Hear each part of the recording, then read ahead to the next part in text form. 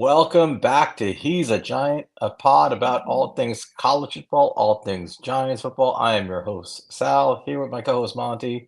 What's going on, man? What's going on, dude? We're back. We're live. I'm finally healthy enough to speak on a mic, which can't say that I have been for literally the day after our podcast last week. So, it's been a rough week.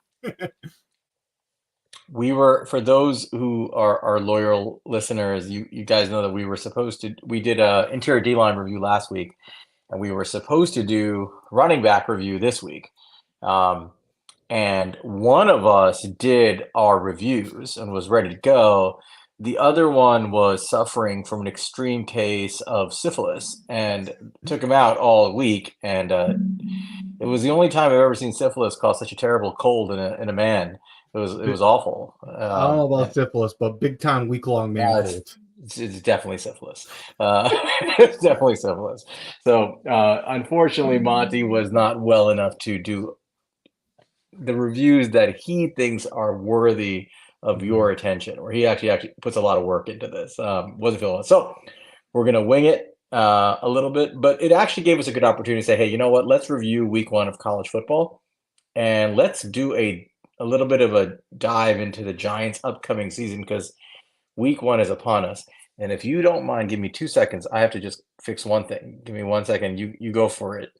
You're good. So yeah, we figured it was a good week for this to happen in some sense, because although we want to continue our reviews, we have week 1 of the Giants season coming up Sunday. So that's pretty scary and exciting. It's good to have the NFL football back. It's good to have Giants back.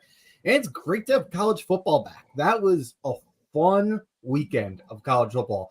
I was sick as shit on the couch all weekend, but I just sat there and watched college football Thursday, Friday, Saturday, Sunday, Monday. Like, it was constant college football. So it was a great weekend of watching college football. Some really good games, man. All right, let's hop into it. So the big discussion, the talking point coming out of week 1 was, oh my God, everybody lied to us. This is a phenomenal QB class. So hop into it. And what are your thoughts? Let's start there. Give me your takes on the QB class on block as a whole, what your thoughts were, and then we'll go into the games. Sure, man. I mean, so great start for the quarterback class. Let's get that out of the way. I mean, there is a lot of potential in this class, and we're off to a hot start with a lot of guys. Some guys, not so much. A guy like Connor Wegman, who people were very high on. I think he was, PFF's quarterback 1, I believe. Yep. So, he had a horrible game. Yeah. Riley Leonard in the same game had a horrible game. So, there's some big names. They didn't have great weeks, but Shedeur Sanders, who, was our quarterback 1 going into this year, great game. A guy like Cam Ward, who we've been really high on in the past, but, we're pretty critical of his performance last year, really looks like the guy that we were hoping he might be. It's a little early to say, but it's exciting to see.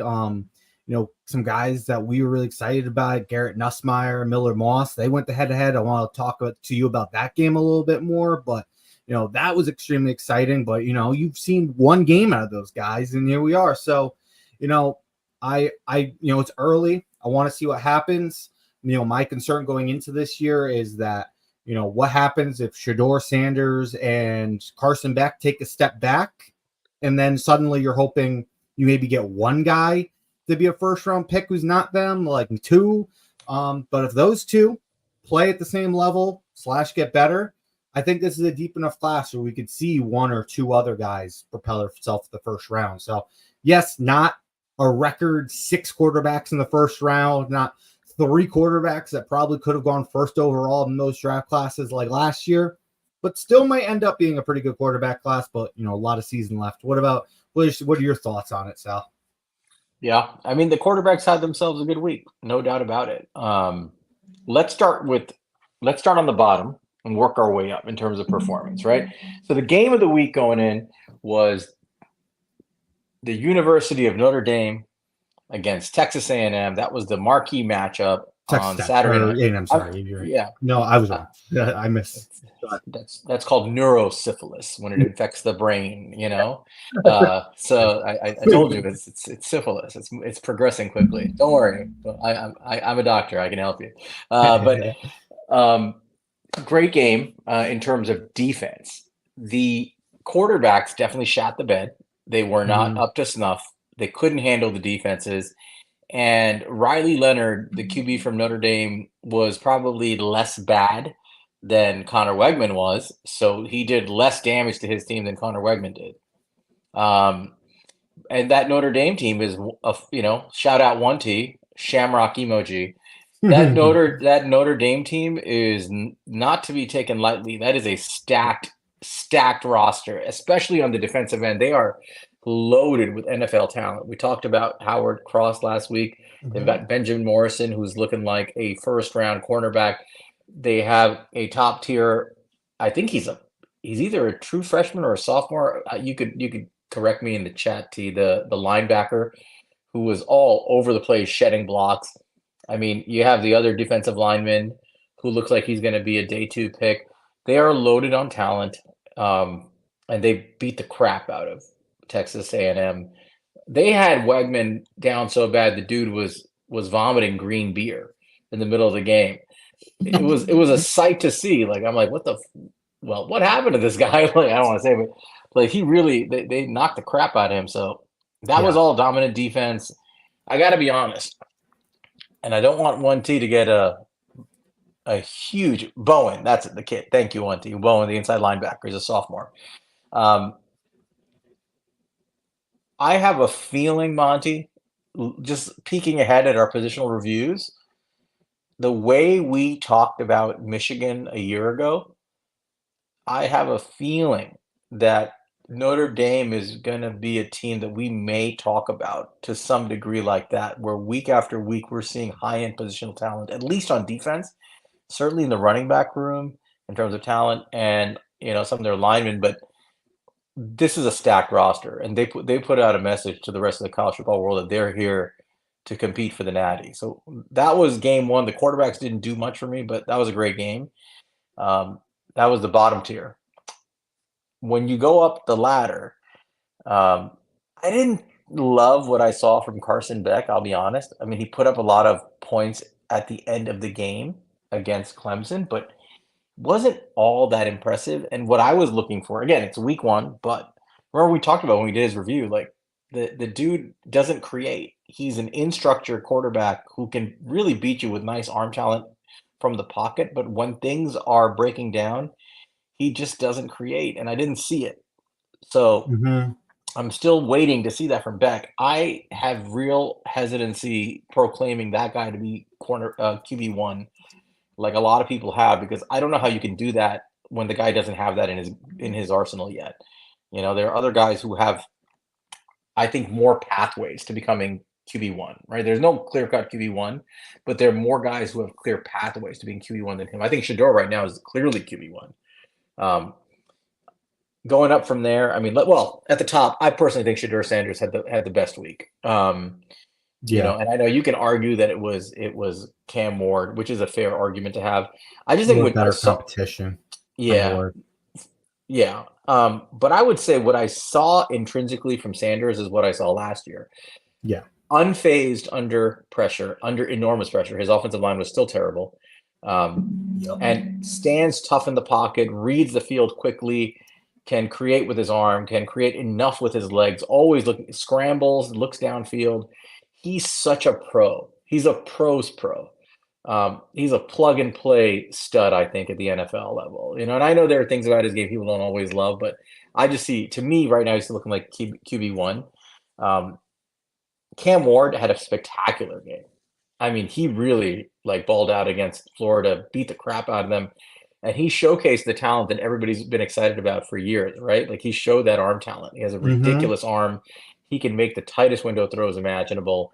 He can throw it with touch. He's a big, strong kid. He can use his legs if he needs to. And in this particular game, he was all big plays and no mistakes, right? He had five big time throws, no turnover worthy plays. Yeah, was pretty him nice. and Shador led college football with 5 big time throws. Right. Very impressive from him. I will caution people when I was doing it this week in Spaces. When it comes to Cam Ward, it's not about the highs. That if you were impressed by his highs, it means you haven't seen him before. He does this. He's fully capable of putting on elite level talent on display. The problem with him is the lows. You know, Yep. the lack of game management skills sometimes, the terrible decision making, the hero ball, where his turnover worthy plays surge and he takes risks that just aren't worth it. He hurts the team. Now, if he has cleaned that up and he shows consistently this year that he can clean that up, that's what I'm looking for from him. Absolutely, that's a top tier talent, right? Mhm. Absolutely, that's a top tier talent. But very impressive first game. By the way, for those who are wondering, last year I looked it up. We talked about it too a little bit. In week one, Cam Ward last year had 455 yards passing, and I think what 4 touchdowns or 5 touchdowns, I and think it was 3, but whatever it was. still. So, Yeah. but and no interceptions. He had a crazy game week one too, and then he had like a few weeks where he was really spectacular, and then his Mhm. game just collapsed. It Yep. completely fell off the map. So you got to see it last with consistency with him. But he clearly has the upside talent. I think he needs NFL coaching. I think he's one of those guys that like he has so much talent that once he gets to the NFL, if he has a good NFL coach who can teach the game management to him, I do think he's going to be able to tap into his full potential. But I'm not quite there yet with him. Yeah. Those are the ones I wanted to go over. What about you? Yeah, I just want to touch on Cam Ward a little bit because I'll say one thing. Like I'm completely with you. I'm cautiously optimistic at this point with Yeah. him. Where I still want to see more. The thing is consistency with him. But I will say the difference is one. He did this versus University of Florida. Like it's an SEC school. Like he played Colorado State week one last year. Like there's a big difference in the competition level there. I know his team is much better, but you know, teams that he went off getting last year, Colorado State, Northern Colorado, Oregon State was a good football team. He had a really good game versus them. So, shout out to that one. But then things really fell apart against UCLA, Arizona, all that. But I'll say the one difference with Cam Ward, he looked like a complete quarterback in week one. I think in the past, he just looked so much more talented than everybody else on the field, but Right. he still saw stuff he needed to clean up. He seemed like a complete NFL quarterback this last Saturday. That is not something I've seen in the past from Cam Ward. It was more just his highs are so high and he dominates by being so talented, but it was really just high level quarterbacking and being talented. So that's what really excites me. So, I have my apology letter in my drafts to Nuno and Stan, but I'm waiting a couple more weeks to, send that out. They're not going to accept your apology. It's okay. And it's fine. T's asking about a couple of the other guys. We'll get there, but Nico Yamaleva, I think that's how you pronounce it. The kid from Tennessee, he is not draft eligible this year, so we won't go into him too much. He's a sophomore, but he's gonna be eligible in the 26th class, and he's a stud. And next year, like the 26th class is really loaded. Like it is loaded with talent, whereas the 25 class is still wide open. It may be good, but it's wide open. 26 is going to be filled with high-end talent, I think, but we'll see. I mean, it's way early for that.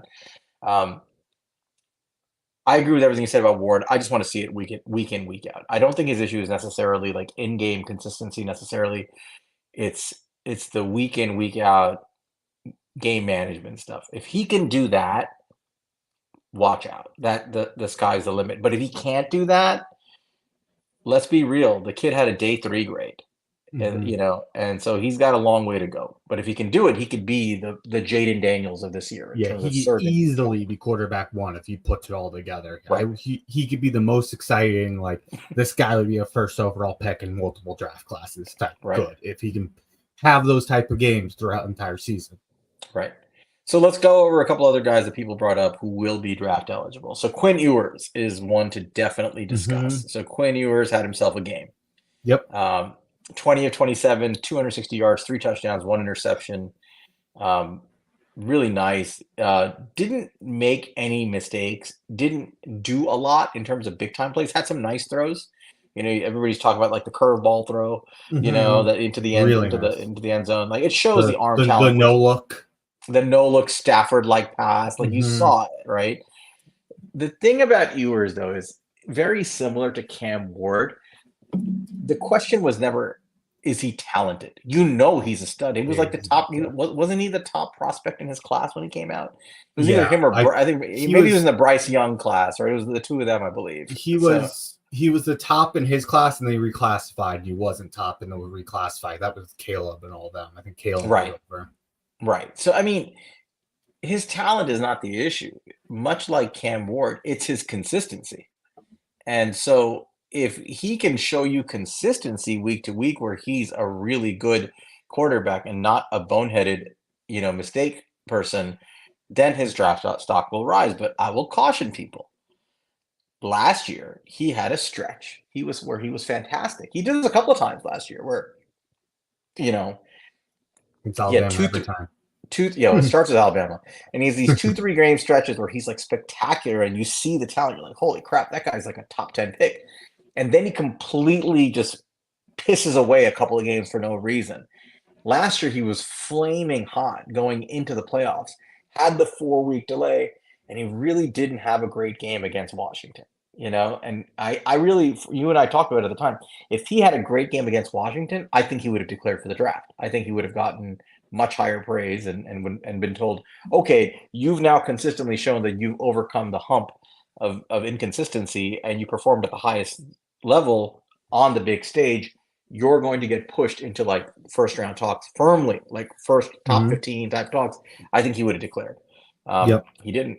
So he didn't. And so that's the thing with him too. Just kind of like Cam Ward, like the talent's not the issue. It's just consistency. Yeah, I mean, he's another guy.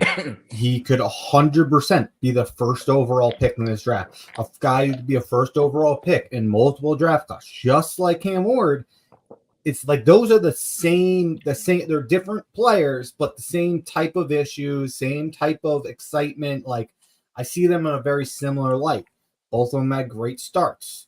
Cam Ward a little bit more than Ewers, in my opinion, but Ewers had a great game. He showed those flashes. We'll see what happens. Another guy I'm be keeping a close eye on. I think legitimately it could go one of two ways. I mean, obviously clearly go in the middle, but I could see him like end up being a top 5 pick in this draft. But I could also see like he's gonna have to play at a high level, or Arch looked great at the end of that game. Arch looked great in the spring game. If he struggles like he has in past, he might lose that job and end up having to transfer. So, that's what you got to watch out for him. But I'm really excited about Ewers. It was a great week 1. Again, I have to put my apology letter in my drafts for Rocco if that goes right. Yeah. But for now, Rocco is already on your head. So if Quinn Ewers ends up being really good, like he's going to find you and hunt you down, and he should. You have every right to be hunted down by. So you have Black QBU on your head anyway, and you'll have Rocco on your head from the other side. You really can't win. Your only enemies. Yeah, your only hope was DJ Ukulele, DJ Uyungale being your hero and savior, and he shat the bed. Oof. Now I will say I got a lot of hate messages because I think it was Barstool put out like a picture of him after the game, and they just put in big letters like ass. And I just wrote back, I was like, this is a bitch thing to do. The kid's in college. Oh my God, the hate I got after that. You got a lot of traction on that. Yeah, I got trashed on that by people. They're like, he's a grown man making money, blah, blah, blah. I'm like, God damn. The hate for DJU is real. So I think that dream might be dying. Yeah, I think I'm officially off that. It's like the Joe Milton experience. Like you go through it, you're like, hey, this might be the guy. And you're like, oh no, he's not the guy. Yeah. So we'll see. I mean, just closing out Ewers, with the big game coming up against Michigan this week. That's where you're going to want to see if he can do something against Wink Martindale in that defense. So yeah, it's going to be fun to watch for him this week. Yep. All right, next quarterback, Jalen Miller. Did you watch him? I did. Yeah. I went Uh, back. He was on during didn't throw the ball much. Didn't do much in this game. yeah, he did a good job running ball. He had some good pass attempts. I'll say, great game, good start. Like, he looks as incredible of like an athlete and specimen as we've seen in the past. But one thing I will say, he's got to get that time to throw down. It's the same issue he had last year. It didn't affect him. He didn't have a great competition, but what was that? Like 3.4 3.36. seconds? Last year 3.44. He was at 3.36 in this game. Yeah. So like you got to get it down, man. That's so important for him. I understand, like, he is, a little bit of that Caleb Williams type where it's not going to be as low as some other guys because he's going to improvise, but especially if it's matched with that high, pressure to sack rate, he needs to get that down. It's something that, Jaden Daniels improved a lot on his senior year, and it helped his like super senior year, and it helped him a lot that's why he got picked as high as he did. It was a big part of his jump. So, that's something, it's only one game. I hope we see him continue to grow there, but incredible player, really looks much more calm in the pocket than he did a lot of last year. Let's go to the next guy, Jackson Dart. Oh my God, was I getting Jackson Dart love messages in my DMs like, this is the guy, QB1, and I was like, slow your roll. He just cooked Furman. Yeah. He cooked Furman, but he looked good. So tell me what you thought about Jackson Dart. Yeah, man. I mean, he looked good. The throws he put on tape were impressive. Obviously, I haven't like gone and looked at like the all-22 or anything about that yet. But some really nice touch on those deep balls. Yes, going back and watch some really nice touch. He was kind of just putting the ball wherever he wanted, all over the field. But he played Burrow. Like, I don't know, man. I'm gonna try not to take too much away from that game. It was basically a warm-up game for him. It's a good start. You want to see it, but like, it's like what to me it was like watching. It's like less impressive than watching the Ole Miss spring game. Like, it's probably more competition there. So, great start. It's not, like you said. So the thing about their schedule, like, he's gonna have a run of just absolute cakewalk teams, and he's gonna get a lot of hype month one. So he already played Furman. This weekend, Middle Tennessee. Next weekend, Wake Forest. Weekend after that, Georgia Southern. Yeah. He doesn't play like a real SEC team until Kentucky on September 28th. Like, I'm talking like a real competitive team with a real defense. So I think and I don't think Kentucky's all that great, but at least, they're a standard issue SEC defense. So he's not going to get his first real test until September 28th. Get ready to hear, a lot of Jackson Dart love for the next month, because he should be destroying these teams. Now, I will say after that, here's their schedule. September 28th versus Kentucky. October 5th at South Carolina, who has a stud edge rusher, by the way. And then the next week at LSU. So that's a gauntlet. Those 3 games are a gauntlet. But that'll be a great test for him. But he's gonna have a chance to start off really big. But I mean, he's a talented kid. Obviously, he has a lot of talent. He has a big arm. He's mobile. He can create. He actually has a lot of stuff that I like in quarterback in terms of checking the boxes. But you got to see him do it. You got to see him do it at a high level.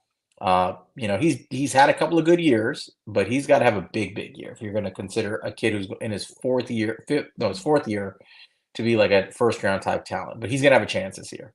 But I like what I saw, at least in terms of what his arm showed, creation, things like that. I can't read Momo's comment, but you guys can. That was a good one. Yeah. But yes, Bob Papa loves Jackson Dart. Next guy. We did Mildred, we did Jackson Dart.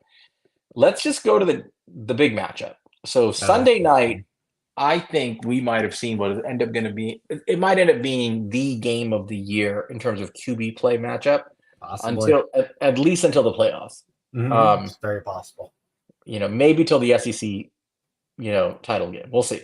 But LSU, versus USC, and boy, did Garrett Nussmeier, your guy, Garrett Nussmeier from LSU, Yep. and Miller Moss from USC put on a show. So tell us about that. Yeah, man. I mean, they met all of like our hopes and more in that game. I mean, I clearly I'm a big Garrett Nussmeier guy.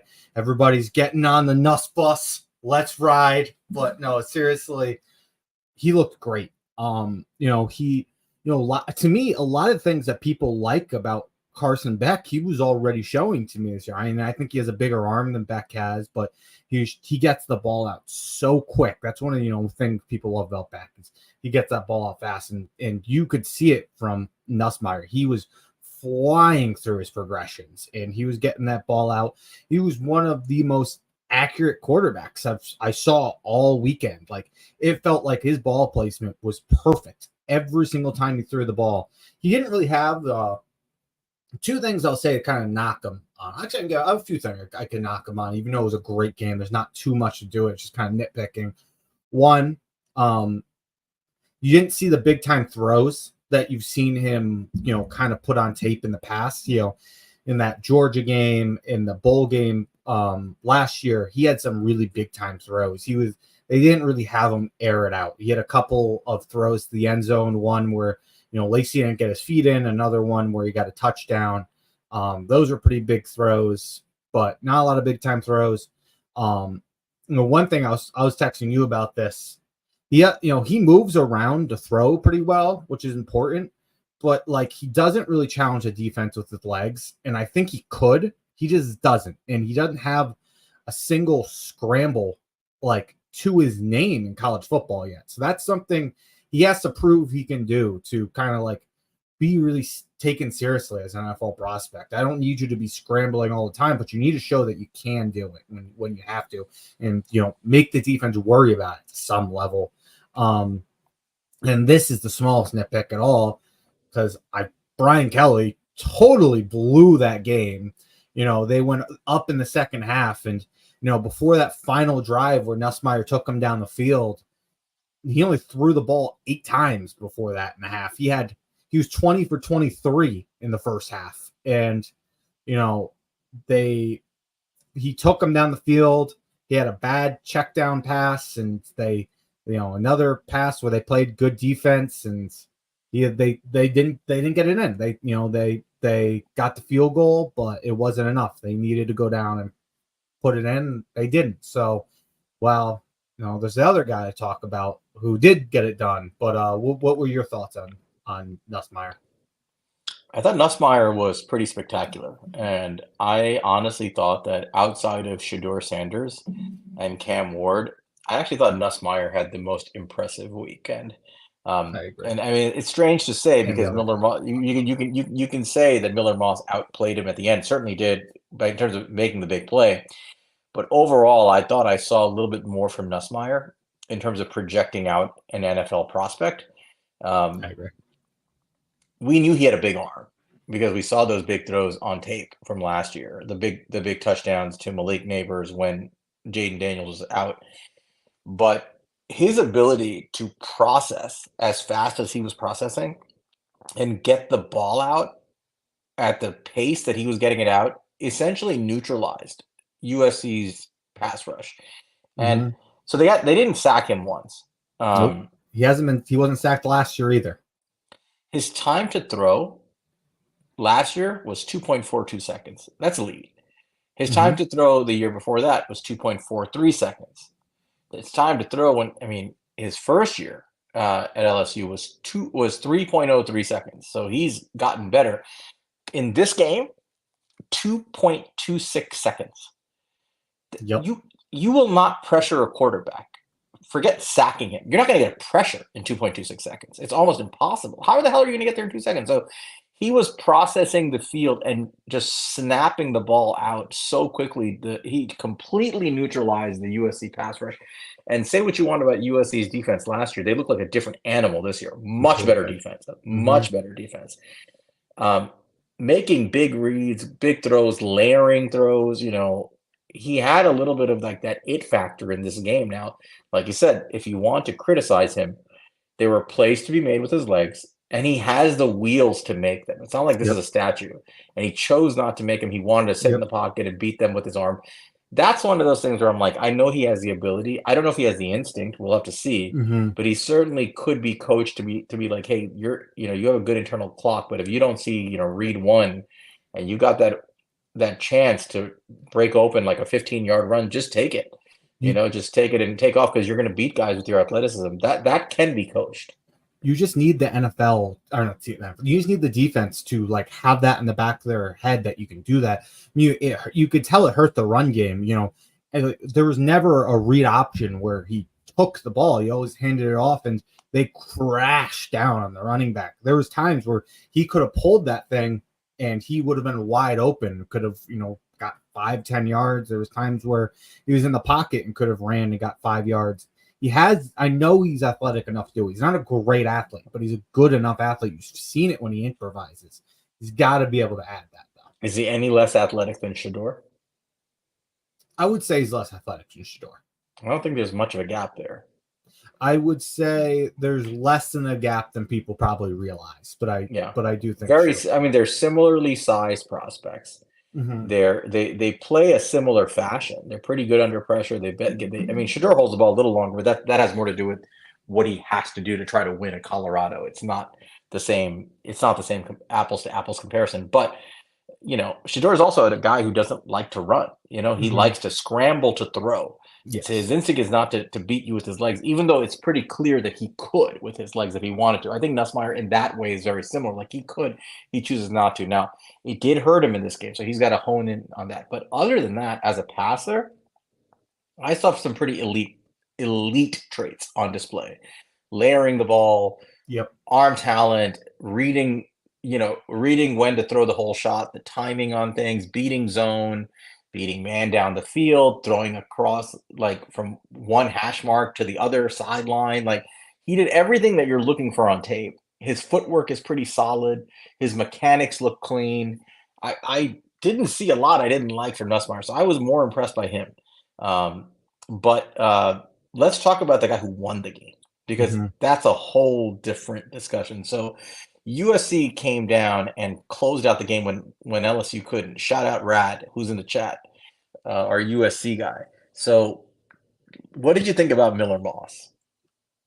Man, I still have a lot to kind of look at with Miller Moss, because it's not as clear as with some stuff with Nussmeier. Like I know Nussmeier has like one of the strongest arms in college football. Like there's clearly like stuff to look there. I'm like, okay, that's going to translate. That's NFL traits.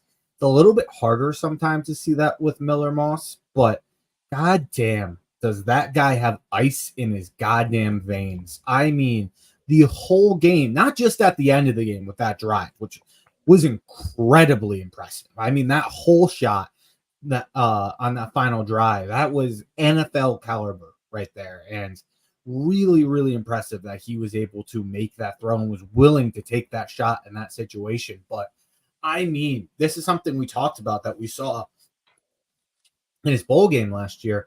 It's the only time we really got to see him, but man, was he good under pressure in that bowl game. I mean, no matter what pressure is in his face, which for the record, something Nussmeier did very well too. I think he was 8 for 10 in the first half on blitzes, but Miller Moss did that in the bowl game, and he did it again in this game. Whatever pressure in the face, it looked like the pass was coming out perfectly, did not affect him whatsoever.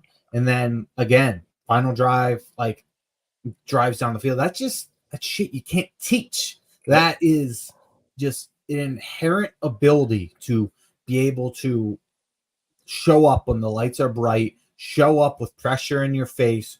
He is just a true baller. That's what he's shown so far, and that's something you have to respect. If he continues to show that, It's something I have to really look into, that he has the prerequisites on all his traits. He's going to be a legit prospect if he can continue to do what he's doing, because he's put up some crazy stats. Lincoln Riley's put guys into the NFL before. You can say what you want about Lincoln Riley, but he puts quarterbacks in the NFL. And that guy is nails under pressure. What do you have on him? In his last 2 games played, which were obviously the game we just saw on Sunday night and the bowl game last year, he has a combined 750 passing yards, 7 touchdowns, and 1 interception. Let's just start there. I mean, a bowl game and the season opener against a top ranked team in the NFL in college football, and that's what he put up. So he's a big game player, and I think, like you said, you can't teach that. And he's a big moment guy, total ice in his veins. I think when we talked about it, when we did his review, we both said, like, the word that came to mind was calm, right? Calm under pressure, calm in the pocket, not fazed by people flying all around him, and just kind of sitting there doing his thing and getting the ball out.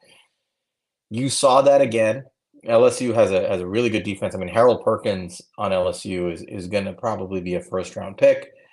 They have a lot of talent on that defensive line, and not really fazed by it. He also had a time to throw of 2.35 seconds.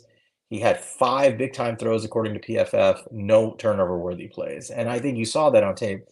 He was good all game, and I thought he and Nussmeier were just going band for band. Like, the whole game, they were just matching each other with like one-upping each other. What he did at the end of the game, though, and Don alluded to this in the chat, it was surgical. That last drive was very much, it reminded me of Michael Penix against Oregon last year, where it was just like walk in and surgically just disassemble the other team. That throw he made down the sideline, that hole shot in that spot before they kicked the field goal to win it. I'm sorry, before they ran in the touchdown, excuse me. That throw where he's facing pressure, he doesn't have to make the throw, but he launches that ball and drops it in perfectly ahead of a well-covered receiver down the sideline with a safety bearing down on him, and he drops it in his hands. I'm not going to say it's similar to it, but it made me have a little bit of a flashback to Eli Manningham in the Super Bowl, right? Like that big game down the sideline. You're like, holy crap, I can't believe he tried that, and just drop it in the bucket with a safety flying in to make a play. Yeah. So, I mean, that was impressive. Like you said, you can't teach that. You cannot teach whatever that kid's got, that big moment, ice in his veins, ability to say, I'm not afraid of taking this shot here. Because if you think about it, if you throw that ball a little bit late, that's a pick. Or you get your receiver killed. He wasn't worried about that at all. He's just like, I'm going to make a perfect throw in a really tough spot. You made the catch. Right. So I was very impressed. Now, like you said, when you're projecting out the prospect, he's kind of a statue. He has very good pocket manipulation. Don't get me wrong. Very good pocket manipulation. Again, something like similar to Penix in many ways, right? Like just manipulating the pocket, getting the ball out. Very smooth in the pocket, but he's not going to beat you with his legs. And great arm, great processor. A lot of the things that I think make up like 90% of what makes a good quarterback in the NFL. But we've seen it time and time again. If you can't hurt a team with your legs, fair or unfair, it's held against you when your draft stock is evaluated. So I want to see a little bit more of that. I don't think he really can do it. I don't think that's in his game. I don't think he has to. He's probably going to stick to what he does best. I got to say, though, man, I thought Miller Moss was, in this game, he showed me that he was all the things that people say Carson Beck is. And I kind of felt that way about Nuss. Yeah. I thought Nuss has more juice in him, though. He has a little bit more like mobility. But that's what people kind of say about Beck. Like, people act like Beck has an elite arm. He has a very good arm, but Nussmeier has a better arm. It talks about what I mean is, the athleticism juice, like the running juice. I think Nussmeier has that. He just hasn't tapped into it as much. I don't know if Miller Moss has that. I doubt he has that, watching him play. But I don't know. But as a passer, I think he's all the things people say Carson Beck is. What do you think about that? Yeah, no, I mean, I can hear where you're coming from. Still kind of gotta see where More. he. Yeah, I gotta see. Well, here's the difference. I mean, one thing I'll point out: Nussmeier and Miller Moss both are allegedly 6'2", 200 pounds. I don't know about you. Nussmeier to me looks much bigger than Miller Moss. He looks much more built than Miller Moss, and he looks taller. I think Miller Moss is 6 feet tall. Yeah, and I think he's probably like 180. Yeah. I mean, I bet you he'll come in the combine a shade over 6, and probably he'll get himself up to about 200. You get up to 200. I agree, but I think Nussmeier's a guy who might be able to get up. Like JJ gets up he'll come in like swollen, like JJ. Yeah, exactly. Yeah. But he probably plays around 6 to 6'1", 190.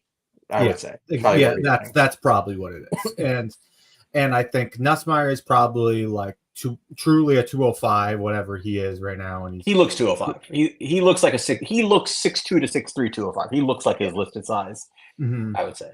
Yeah. So that worries me. While you look at a guy like Carson Beck, who's 6'3", 220 or something like that. Like, he's built. He is a big guy. He has the NFL size. I know Carson Beck has like a good arm, like above average, like more than enough NFL arm. I don't know quite where Miller Moss is yet. I'm not going to say he doesn't. I just have to see more. It doesn't pop the way that I necessarily need it to pop. Be like, that guy's got it. But I'm not saying he doesn't have it. I just have to look closer. I need to see him make more throws outside the numbers to really kind of like really see that. So I don't know. Here's the thing with Miller Moss. I'm excited. I want to see what he does. He's going to be more than likely one of those prospects where you are going to like him because of the things that you really can't measure. That you're not going to know his arm strength, his athleticism, things like that. It's going to be, the intangibles that really put him above the other guys. So, those guys are definitely harder to evaluate when you're going into the draft. You look for when you can see the elite trait with your eyes. No, I agree. But they put on a show, and they deserve their flowers for what they did, and I think they're worthy of watching. So I don't know if you have anybody else. I think that's sort of a good roundup of where we are with the quarterbacks at this point after week 1. Yeah, I'm trying to think. I don't think there is anybody else we can really talk about. If anybody has anybody we missed in the chat, feel free to throw it in. I got one. I really don't want to talk about it because it ruined my day with 6 hours of pain with the Drew Aller. Yeah.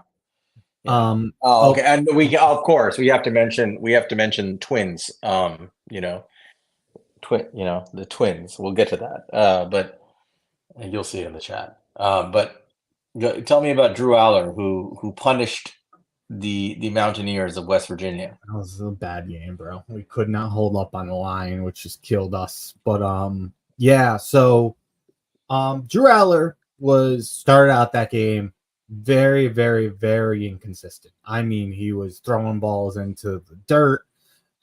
He was completely missing his wide receiver.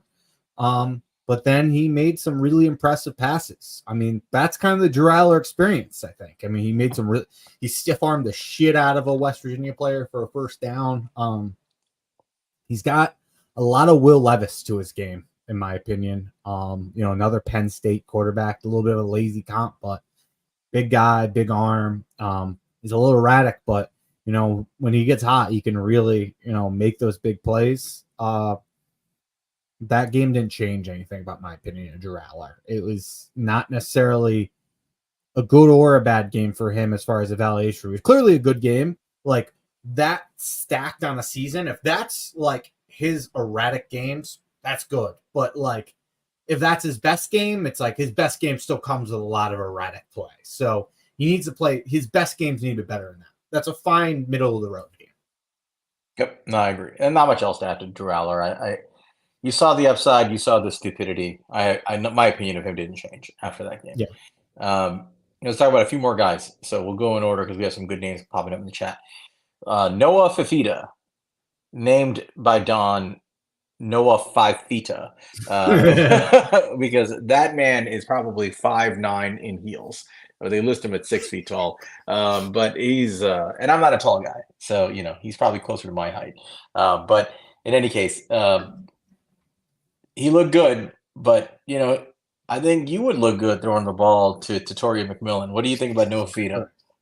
Yeah, I mean, Nofi is a talented passer of the football. He showed that last year.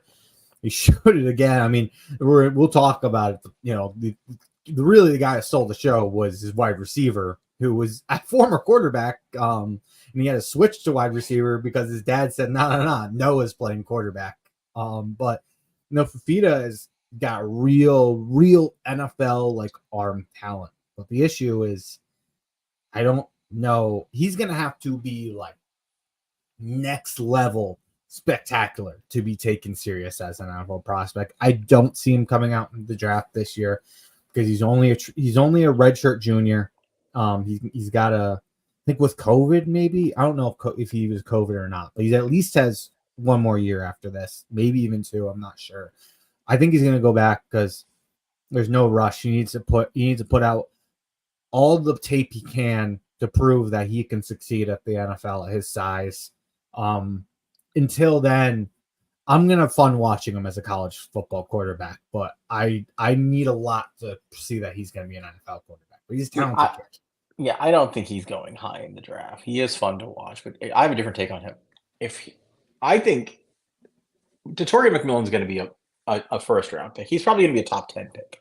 Yeah. He's either wide receiver 1, 2, or 3, depending on how this shakes out at the end of the year. It's between him, Luther Burden, and however you want to classify Travis Hunter, basically. Yeah. He has been playing football with Tori McMillan since the 8th grade. They went to high school together. They went to college together. They have a ton of rapport. And personally, if I'm the team that ends up drafting Tori McMillan, I would find a way to get Noah Fafita on my team to be my scout team guy, my backup quarterback. Because if nothing else, I know I have that connection in the room if my starting quarterback goes down. So we'll see. I mean, we'll see how this shakes out. I don't think he's going to be drafted to be a starter anytime soon, but he's fun to watch. Let's get into a guy who actually is I think he's a much more intriguing prospect. Didn't get a lot of hype, except for Black QBU. Shout out Stan, Nunu Don. Taylon Green. Did you watch him? The kid from Arkansas? I know a lot about him just from being a big college football 25 guy. He's a big underrated guy in that because he's got huge arm, a lot of speed. But no, I didn't really catch him this weekend. So why don't you tell me about him? So Taylon Green is a really intriguing prospect. He's 6'6", 230 pounds. He's an absolute tank. The kid spent 3 years at Boise State, and he played with a guy we were supposed to be talking about today, but we didn't, Ashton Genty. Transfers to Arkansas to take over for the departed KJ Jefferson, who left the school. And he had his first game this weekend, and he really put on a show. He was already had good ability as a rusher. He showed that in Boise State. They used him almost like an RB2. But I mean, in this game, the kid went absolutely nuts. So even as a passer, 16 of 23, 229 yards, 2 touchdowns. He had 2 big time throws, 1 turnover where they played. Not bad for one game. And he had a lot of drops. He had 16% drops against him. He had a 2.96 time to throw, but didn't take any sacks. But a lot of that is driven because he runs the football. He's a threat running the ball, and he's a true dual threat. Now, when I didn't know he could throw like this, but I mean he had, as a rusher, he had 6 attempts for 88 yards, 2 touchdowns. All right, so he was getting 15 yards a rush, and his yards after contact. Not that it's a small sample size, but 9.5 yards after contact. He's tough to bring down. So as a rusher, he's a real threat, and he showed something in this game. You should go back and watch it when you can, but he put some nice throws on display. He has a big arm. He was throwing the ball with nice zip, nice accuracy. If he can showcase his arm and pass more and more and more, 6'6", 230, that has that kind of rushing ability, you're going to hear his name a lot more going into draft season. So keep an eye out on Taylon Green. Yeah, definitely I'll keep an eye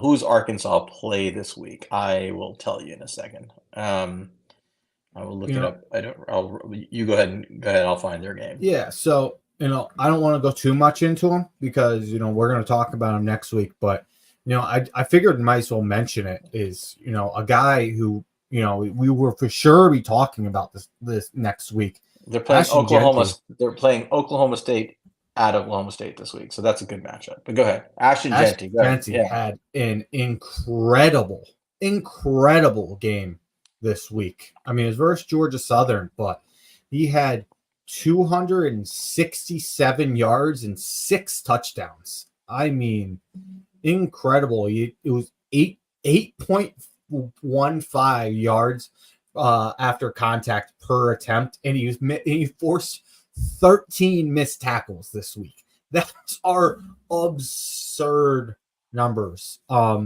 You and I were talking about him. We were throwing around some comps on him. We'll go into it, but he was giving me some like LaDainian Tomlinson vibes the way he was playing. I mean, he was a guy I said last year. I was saying the best running back in college football isn't even draft eligible. I said that last year.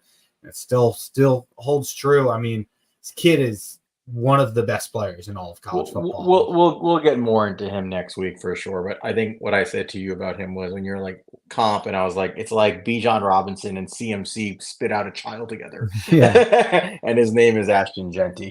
He's a ridiculous phenom of a player. So there's nothing that kid doesn't do well. Anyway, all right. So that's the quarterbacks. All right, so I mean, bottom line, big picture.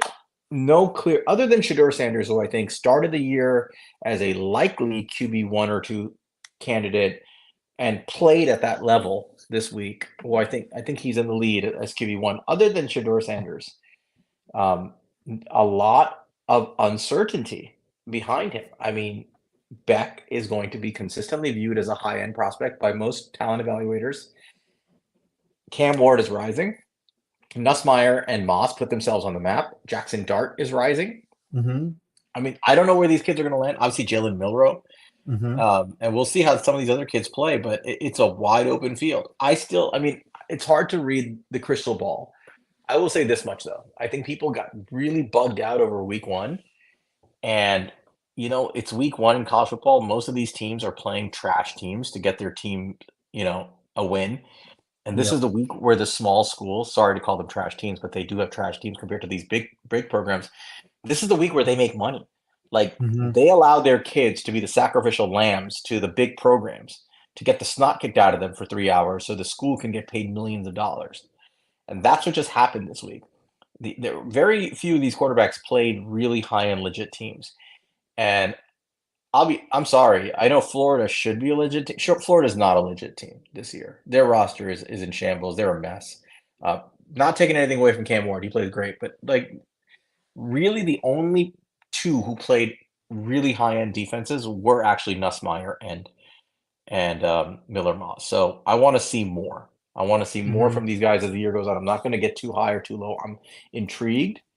But I need to see these guys do it with consistency. That was always the question. Like the variance is too high with this class to feel super strong about it. Some of these guys have to really have consistently awesome years for us to feel better about it, right? Is that your take? Or yeah, no, I agree with you. I mean, like, some impressive stuff. Seeing Cam Ward, I know like Florida is not what they used to be, but that game was decently impressive. Watching Nussmeier and Miller Moss go at it, that was a good game. But a lot of these games are not like high level. I mean, Shedeur Sanders is impressive because we saw a lot of it last year. But in North Dakota State is a solid school, but they're an FCS school at the end of the day. So right.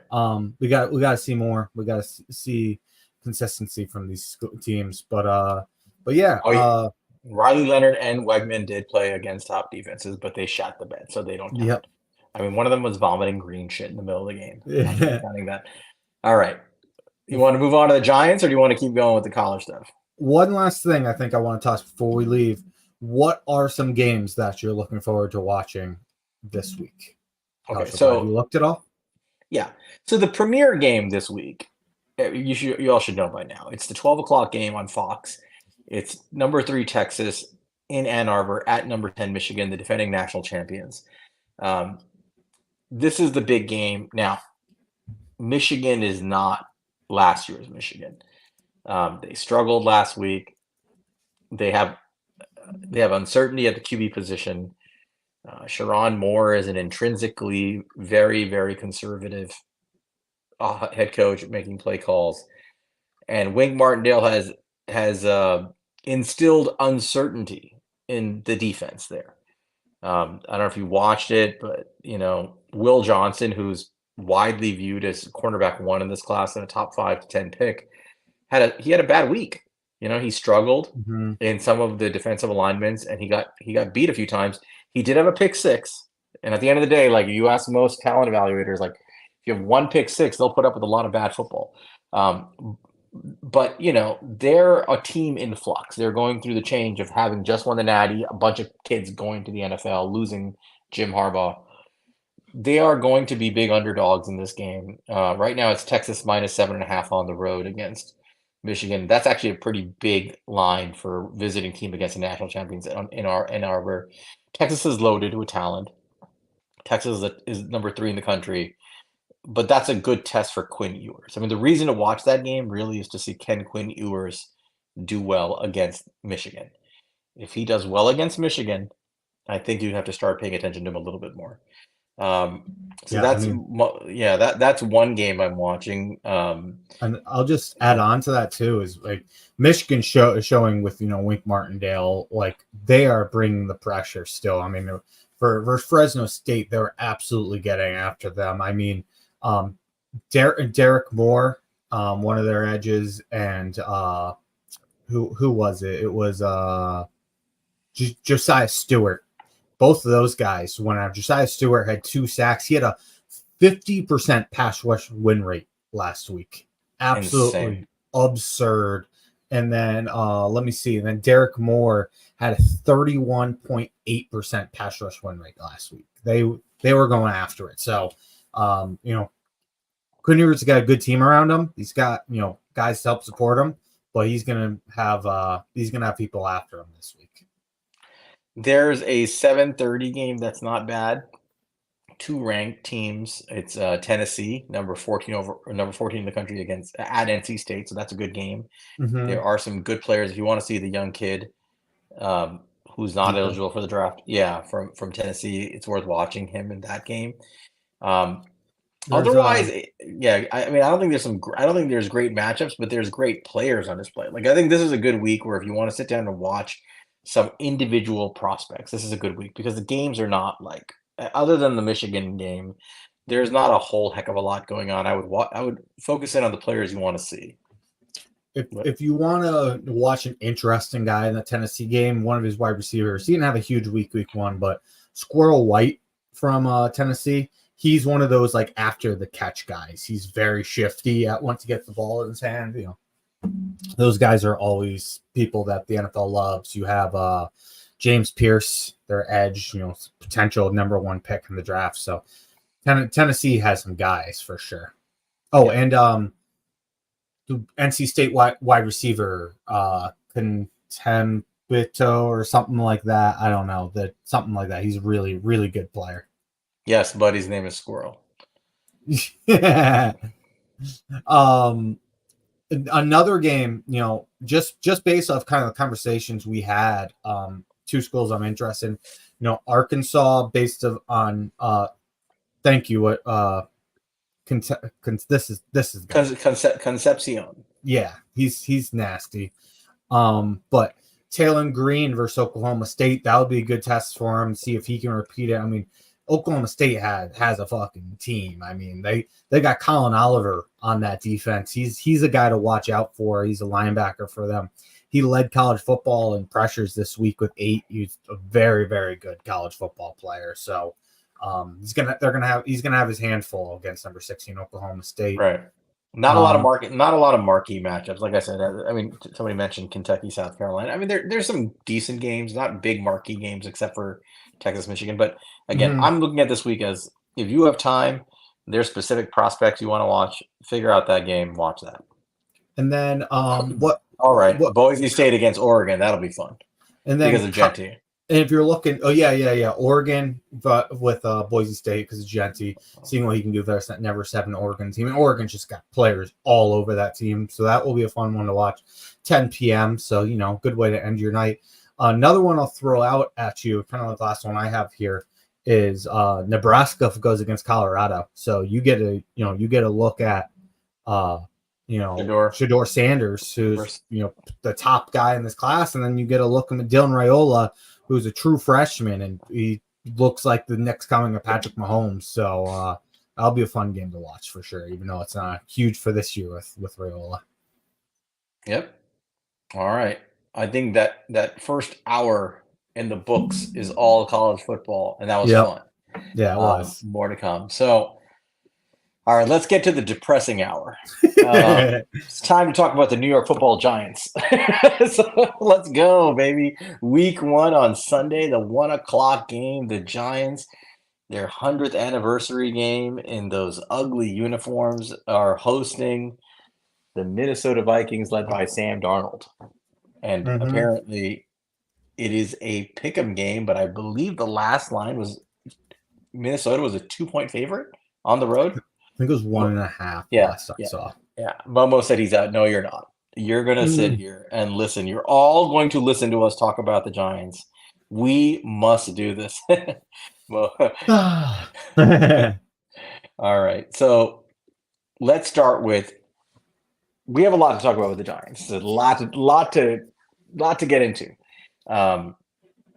Before we go into the game, you made some money by tweeting out the clip on Hard Knocks, the Bears Hard Knocks of Joe Shane talking to Ryan Poles, clearly not realizing that he was mic'd up, and then realizing it realized mid-statement, just too late. Yeah, and he said something along the lines of like, "Must be nice not having to look at quarterbacks." And this was at the at last week's Georgia game. So you clipped that up, put it out there, made some money. Elon's gonna pay me up. Did you get to 1 million yet on that? 1 million views on that? I don't know. I didn't see myself get to 1 million, but I was at like 900K last I looked, and I was a few hours. Everybody get Monty to 1 million, because if you get to 1 million, he might get like $10, and we'll buy new equipment. We'll buy a new subscription to something to help something to help the pod. Here, I'll tell you where your number is. You're at 1 million. Hey, all right, get him to 2 million. So that, of course, when I saw that, I was like, oh God, this is going to be a problem. So give me your thoughts on Joe Shane there. I understand where some people were coming from. I was not like super upset by it. It didn't surprise me. It was like, I laughed when I saw it, but people are mad because there's like, I get it. There's like, you fucking caused this. Why are you like, I get it, but I don't know. It was just like, he is so upset he wasn't able to get one of these top 3 quarterbacks, and now he's fucking stuck with the guy that he paid, and he's just so open about it. But I thought you had the best point about it, which is, doesn't fucking matter whoever's mad about it or I'm laughing at it. None of that shit matters. It matters is what John Mara thought when he saw that clip come out. And that's the only thing that matters in this conversation about that clip. And I think you're right that he probably was not happy seeing that on Hard Knocks. John Mara is driven by a very obvious desire to just avoid being the guy that is being embarrassed and made fun of. It is the one thing that absolutely gets his blood boiling. And you saw it, right? Joe Judge had a meltdown. Like, he was defending Joe Judge to the end, despite all the evidence that he was a horrible coach and the team had quit on him. He was defending him. He was having his shill reporters go out there and write stories day after day about how he's a leader of men and blah, blah, blah. They believe in him, until Joe Judge had a meltdown and made fun of other coaches. I think he went after Ron Rivera and was talking about other teams and clown show organizations. And he went on that rant after the Chicago game and embarrassed the organization. It wasn't until that moment that John Mara finally came to the conclusion, like, I got to get rid of this guy. It wasn't because he was a horrible coach, which he was. It wasn't because the results were terrible, which they were. It was because he embarrassed John Mara. That's what pushed him over the edge. That same season, during the Eli Manning retirement game, the ceremony game, against I think it was against the Falcons, right? Week 2 at home. That was the game where they lose that game, and John Mara is like caught on tape with the infamous like chair throw, right? Because he's getting embarrassed. There's lots of chair throws. Right. He gets booed at halftime. The chair's being thrown. You know, like he's pissed off. They're losing those big moment games. He has to, when he gets embarrassed, that's when things happen. You cannot embarrass him. You can get away with being pretty bad at your job, but you cannot embarrass John Mara. I agree. Yeah. And so that, it was bad for, and you could see it. Somebody pointed out to me, and as soon as I watched it, I'm like, you are so right. There's so many replies. Like, literally, it's like, I was like, how do you not like realize like that, like you're in Hard Knocks after all you went through? And it's like, he just realized like 3 words into the sentence, and then he stopped, and then he finished the sentence for him, and he just nervous laughed because he knew that shit was about to be on Hard Knocks. Yeah. Now, as to the content of what he said and what it means, it's not a good look. We all know like that.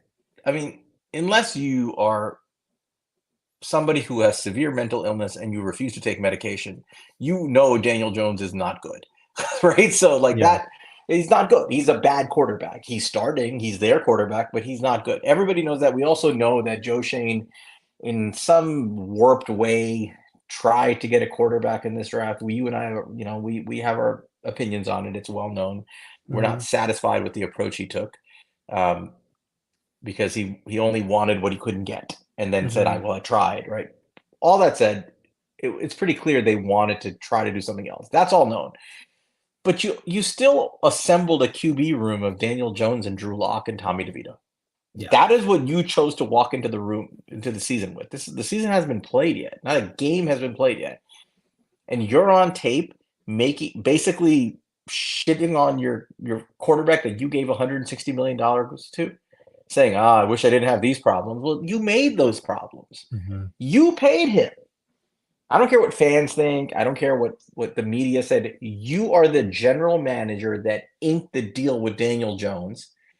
You are the general manager that gave him that deal, that didn't let him get franchise tag, that didn't let him hit the market, and didn't let him test to find out that he was not going to get paid anywhere near what you gave him. And despite watching him absolutely shit the bed once he got paid, and then getting hurt with major injuries, second neck injury, ACL tear, you went out of your way to not upgrade the quarterback room. You downgraded the quarterback room. You let our best quarterback from last year go. Tyrod Taylor, far and away, was our best quarterback. Gone, right? You didn't replace him with anybody better. You didn't draft. Forget getting a top 3 pick. There were quarterbacks at 6. I don't want to get into that fight. They weren't good enough for you, but you didn't take one in the 2nd round, 3rd round, 4th round. You didn't take a quarterback. So the room we have is the room you made, and now you're going to be caught on Hard Knocks making fun of that room. I mean, just make this make sense for me. You're the general manager of the team. You're not some random fan on Twitter. What is wrong with you? What are you doing? I guarantee you, John Mara is sitting here. Even if he loves Daniel Jones and wanted him to be the guy, he's sitting here thinking, what is this general manager doing? Like, what am I dealing with here?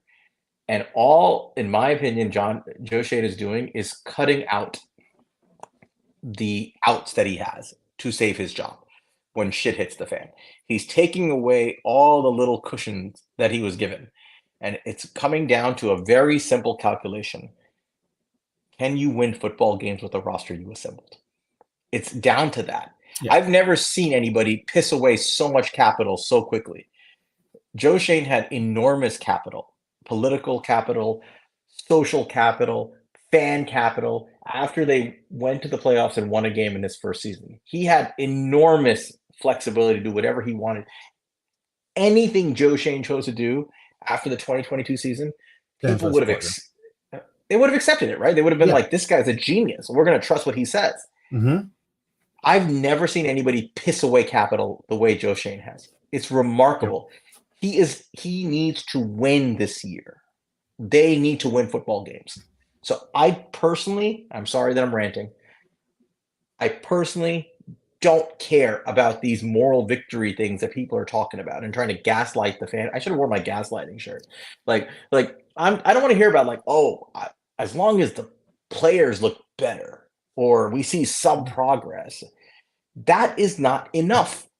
A successful season is winning football games, and it's winning them to the degree where you're competing for a playoff spot deep into the end of the season and hopefully getting into the playoffs, ideally winning the division. And I know people think that's crazy because the roster is not good enough, but you didn't make the roster, Monty. I didn't make it. The fans who say that didn't make it. This is Joe Shane's roster. This is 3 years of his work on display. This team has to win football games and be a competitor for the division. Otherwise, it's hard for me to look back and say, you've done an adequate job. And I feel like he's running out of other defenses of his work. So that's kind of where I am with that statement. Now that's my monologue. I'm sorry. Go ahead. No, you're good. It was a good monologue. I'll give some of my takes on it because I definitely share some there. As far as the statement, I don't have any problem that he says that statement to a GM or whatever behind, casually on a sideline.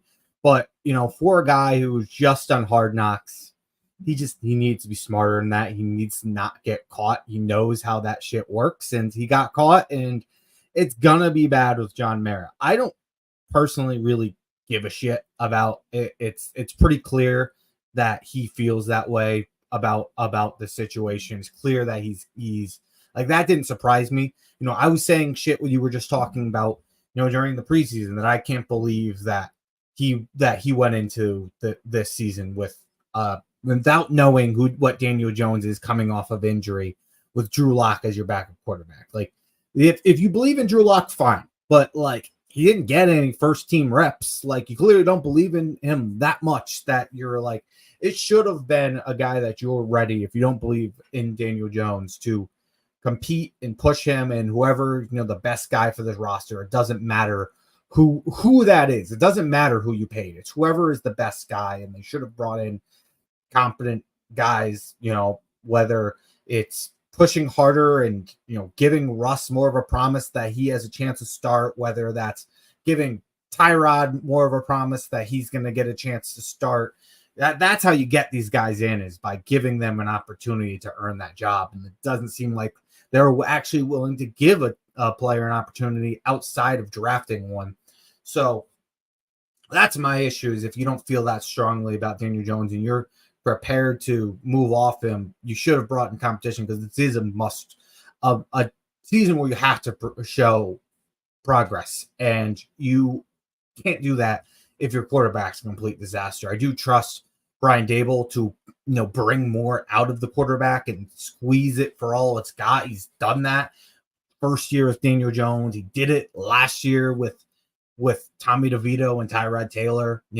Tyrod Taylor had some of the best stats he's had in his entire career as far as throwing downfield and things, and pressure to sack rate and things like that. And I think Brian Daboll played a big role in that. But you needed to bring in legitimate competition for him, in my opinion. And I don't know if Drew Lock will be that. We'll see. But yeah, man, the last thing I'll touch on here is, as far as, we talked about this the other day about what is a successful season. I'm with you that the easiest way to gauge that is just wins. At this point, getting 9 wins, however you can finish it, it's hard to argue with that. You're going to have some guys on your team showing up. You're going to be competitive in enough games to get it done. It's highly unlikely that you are barely winning 9 games and getting blown out for the other 8 games. You likely, if you're winning 9 games, you're a good team, and you're getting the most out of your roster. Brian Daboll's getting the most out of this roster, and you're getting contributors from guys that Joe Shane added. The one thing I will, push back a little bit with that is, the way I responded to that question was, I'll know it when I see it as far as if this is a successful season.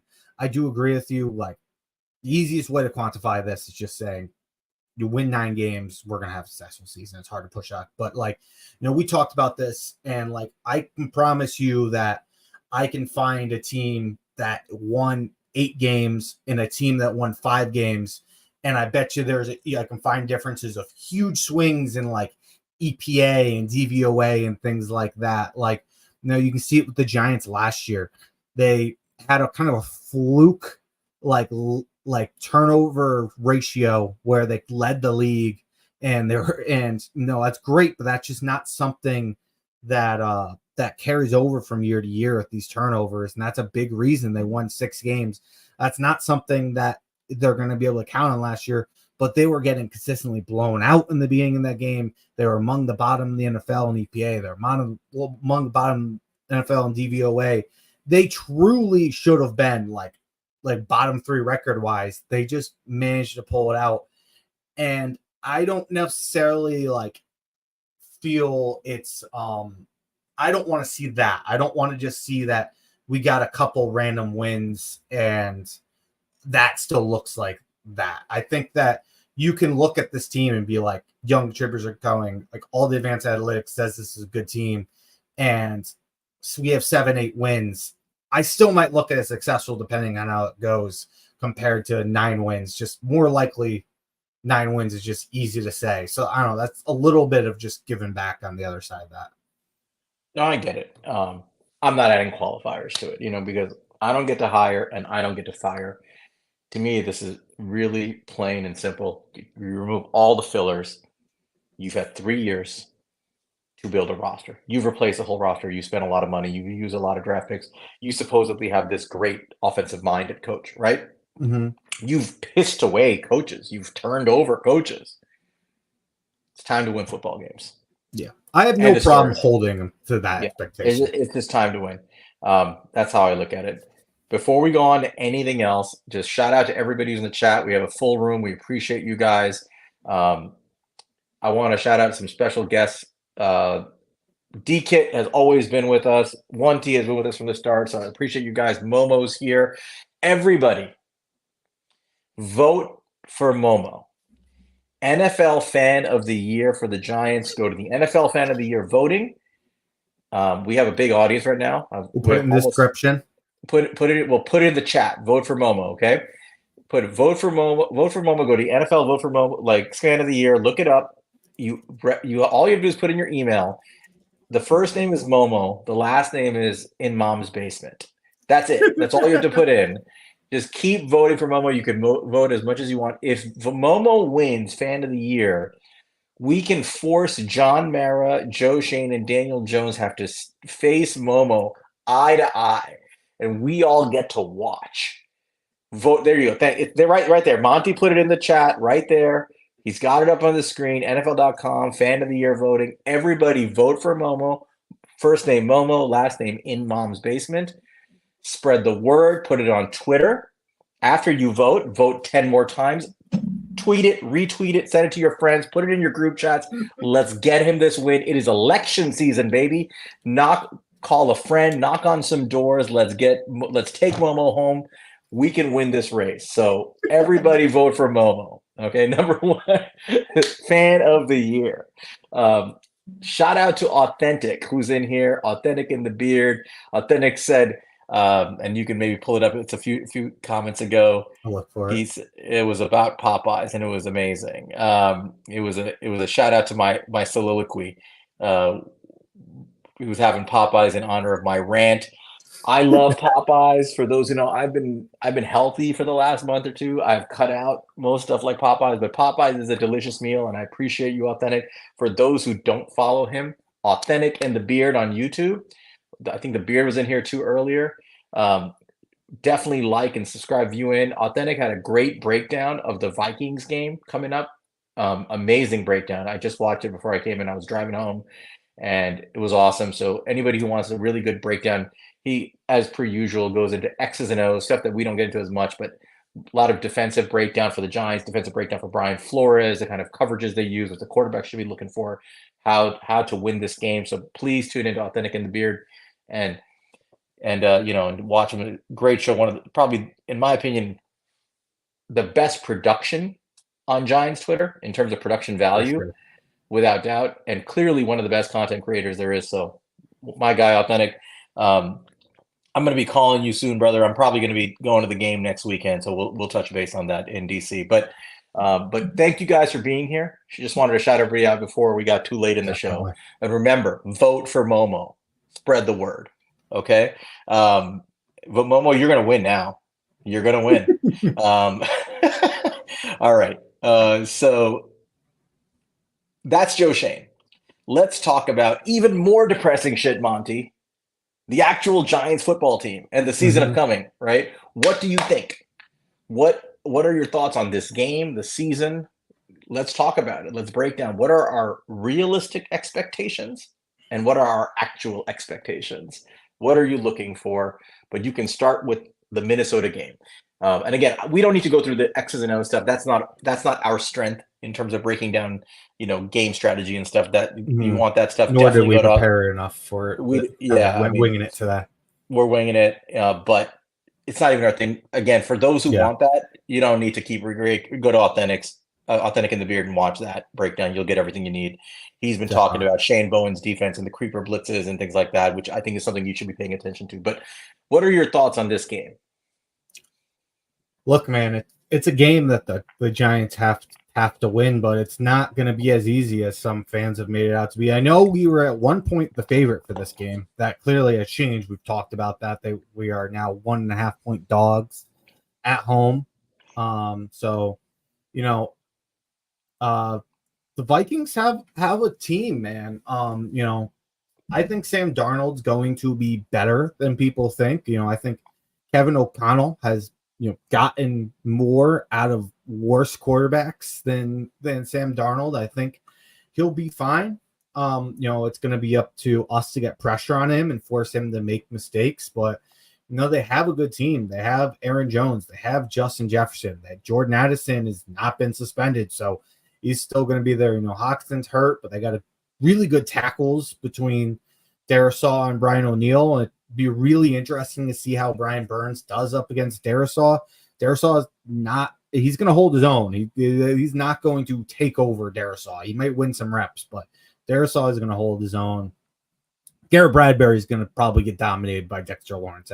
Per usual, they're going to have to double-team Dexter Lawrence. But, where I am looking is that defense run by Brian Flores. I mean, Brian Flores, he has a bone to pick with the Giants. I mean, he feels that we wronged them, and we may have. There's definitely some shady stuff that goes on there when you look through that lawsuit. I mean, suing the NFL, and big reason for that is the New York Giants gave up head coaching opportunities to do it. And he has a good defense there. The secondary has been a big problem for them in the past, but they really kind of, they had some injuries there. But they went out and they strung together a good veteran secondary to put together. It's, they have Stephon Gilmore. They went out and got Shaquille Griffin. Went out and got Byron Murphy Jr. Like, they have a quality lineup there. And then that Flores is going to get after us. Our offensive line is improved. That will help, but he is going to blitz the hell out of us. Now that Wink Martindale is out of the league, I don't think that there's any question that Brian Flores is by far and away the highest blitzing defensive coordinator in the NFL. And that is you're Giants fans. All of us saw what Wink Martindale did to lesser quarterbacks. When we played lesser quarterbacks, they made mistakes. When we played younger quarterbacks, they made mistakes, because that's the people that we always looked on our schedule as like Wink Martindale is going to take advantage of that quarterback. That's what Vikings fans are doing right now. They're seeing Daniel Jones as like, that is a guy that Brian Flores is going to force to make mistakes. And that's what he has. That's what Daniel Jones has to limit. And he doesn't have Saquon Barkley to lean on although I think that, overall, like our yards per carry and things like that will go up with our new running approach and improved offensive line and guys who get a little bit more north and south. We're not going to have that big player in the run game that we had in Saquon Barkley, who can just break open a game at any time, and we're gonna have to do it through the air. So it's gonna be a tough game, man. I still think we can win it, but I am definitely taking these guys seriously. Yeah. Before I get into any detail of like how I would look at the game, they also drafted the Vikings they drafted one cornerback and they signed another one. So they drafted the kid we liked a lot, unfortunately, Kyrie Jackson, who passed away in a car accident. He's, So sad. very sad, local Maryland kid, was here home with, I think he was just a terrible car accident. He got thrown from the car and he passed away. He was close to Deontay Banks. They were both Maryland kids. So that was very, very sad. They also did sign Dwight McGlothern, who was one of the better. This is Don's guy, by the way. Don's in the chat. Our guy Don. If you don't follow him, follow Don. But McGlothern was a good cornerback at Arkansas last year. Just didn't test well, but he put on good tape. He was very sticky in coverage, and he had a good camp. So he's lower on their depth chart, but they've actually added some players there. They also signed Fabian Moreau. He's backing up. Right. He was scheduled to start until they signed Gilmore. They have done things to try to improve their ability to be flexible. And I heard Authentic talking about this on his stream, where Brian Flores ran the most cover 2 than anybody in the NFL last year. You wouldn't think that, knowing his tendencies. He also blitzed more than anybody other than like Wink, basically. So he's kind of an all or nothing kind of guy. Sometimes he's blitzing you, and sometimes he's just dropping everybody back into coverage. So he's going to try to confuse Daniel Jones with this with the different disguises, and and he's going to try to give him different looks and see if he can play the head game with him. And there's Don right there. Follow. Put that up. Yeah, follow Don. The Don. Don't listen to him, and don't listen to Momo, whose hashtag is "Don't vote for Momo." They mean the opposite. No means yes here. So anyway, they do have good players, and they're going to try to mix up Jones. It's going to be a tough matchup for Jones. I think the big strength of that team is their investment in the D line. And they lost to Neil Hunter. They brought in Jonathan Grenard, who's a very efficient and productive power rusher. They brought in Andrew Van Ginkel, a very efficient edge rusher. They drafted Dallas Turner, who is a sociopath, a real ass goon, who tried to kill Jaden Daniels on multiple occasions last year in that game. They brought in Jihad Ward for the vibes. Right, they brought in Jihad Ward to block everybody on Vikings Twitter by week 2, right? So they have a little something going on there. At the end of the day, though, Sam Darnold's their quarterback. It's not a great roster. They're in the Giants' weight class. That's the bottom line to me, right? And I actually picked, when we did our preseason early game predictions, I picked the Vikings to win this game because I really think it's a pick 'em, and I'm not surprised that they're favorites, but after what I just saw with Joe Shane, with this little bit from Hard Knocks, you better not lose the 100th anniversary game. Do not lose that game. Don't let me see John Mara throwing a goddamn chair on the 100th anniversary game because the Giants lost to the Vikings at home after Joe Shane did that, because that will absolutely be the kind of thing that can catapult disaster in this season. I think the Giants are going to win this game, even though I picked them earlier to lose it. That was a couple of months ago. I think they'll find a way to win this game. I really do. And I think they have to win this game. They don't have a choice. They need to win this game. So I do think that they're as good as the Vikings. I think they might be a little better than them in some ways. Even though Sam Darnold is probably in the same weight class as Daniel Jones, I still think that Daniel Jones is somebody I trust more than Sam Darnold. It's not by much, but it's just a little bit. And like you said, guys like Kayvon, Dex, and Brian Burns, I think, can make a difference in this game. So I think the Giants pull out an ugly one here. Yeah, man. I think the Giants can win it. I think it's important for them to win it. I think, it's probably sticking in the mind of Joe Shane and Brian Dable about week 1 in 2022 and how that kind of set up the entire season for them, and how week 1 in 2023 also kind of set up the entire season for them. Those were the two polar opposite starts. And I don't think that there's anything they want more than to come out with a win week 1 and try to set it rolling and get some positive momentum for this team. I think that's important for them. I'm not looking forward to a post-game spaces if they lose this game. It's going to be an ugly, ugly scene. So I think the Giants will win this game. That's the bottom line. I think they'll find a way to win this game. So, yeah, I see Scott put in 21-17. I forget what Authentic put. I think he put 22-20 as his final score, something like that, or 21. It was close. I forgot what his final number was, but it's I do think that ultimately the Giants 21-20. Thank you. I think the Giants pull out a close one here. So that's that. But we'll see. If they don't win this game, it's a problem. Mm-hmm. Looking ahead, what's your outlook on the Giants roster and the rest of the schedule? Like, I mean, what do you think is a likely outcome here? We talked about what winning as being the real expectation that you have to judge these men by.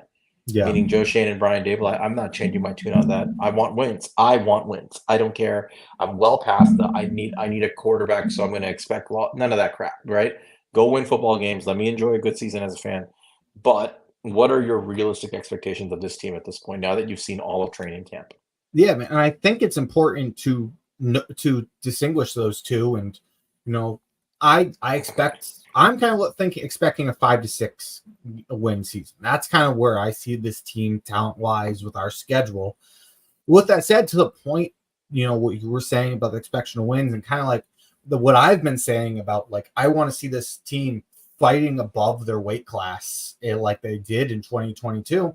That means if I'm expecting 5-6, then I want to see 8-9. Like that is exceeding expectations and fighting above your weight class. 5-6 is just doing what you're supposed to do, and going below that is going below kind of what your talent is and what you're able to do. So that's kind of where my expectations are. I do think overall this is a better, well-rounded team than we had last year. I think that I'm very worried about the quarterback situation, especially yes, we have the same quarterback as last year. And yes, a big thing is just like the vibe is different about Daniel Jones coming off of last year based off of coming off of playoff season. But it's more than that. Like, coming off of 2 injuries, like, we don't know if Daniel Jones is going to come back the same player that he even used to be. Not that we were that hyped about the player he was. He might not even be that same player yet. He hasn't shown that to us. So that worries me a lot. But, one move I think is big that we made recently was going out and bringing Adoree Jackson back. I think that and Van Rotten were 2 gigantic moves for this team where costed them basically nothing on both of those words. I thought those were both like very, very good moves. Didn't overspend, but is going to have a huge impact on this team.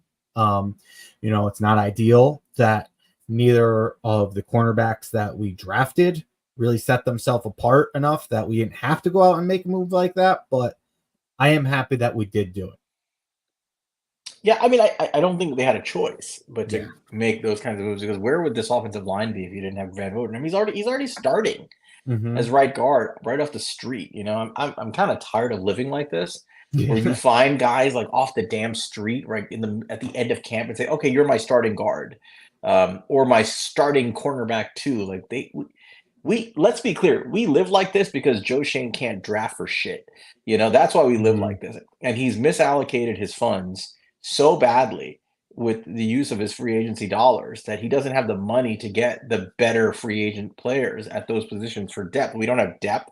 We don't have starters at major positions. We're like desperately seeking out starters at the end of camp. Anybody who looks at this and thinks we're well run is delusional. Yeah, I'm glad we got Adoree too. He signed for 1 year, $1.7 million, none of it guaranteed. Yep. He just Adoree was a guy that, I thought he was a good player, but clearly the NFL didn't think he's very good. Mhm. And, he's gonna, I mean, supposedly he's not likely to start this week, which by the way, I think is a big mistake. Like, I don't care what he's been doing. I don't know what kind of shape he's in, but Mhm. Adoree Jackson can play football. And, not having him on the field when you're dealing with Jordan Addison and Justin Jefferson, I think is an issue, but that's another discussion.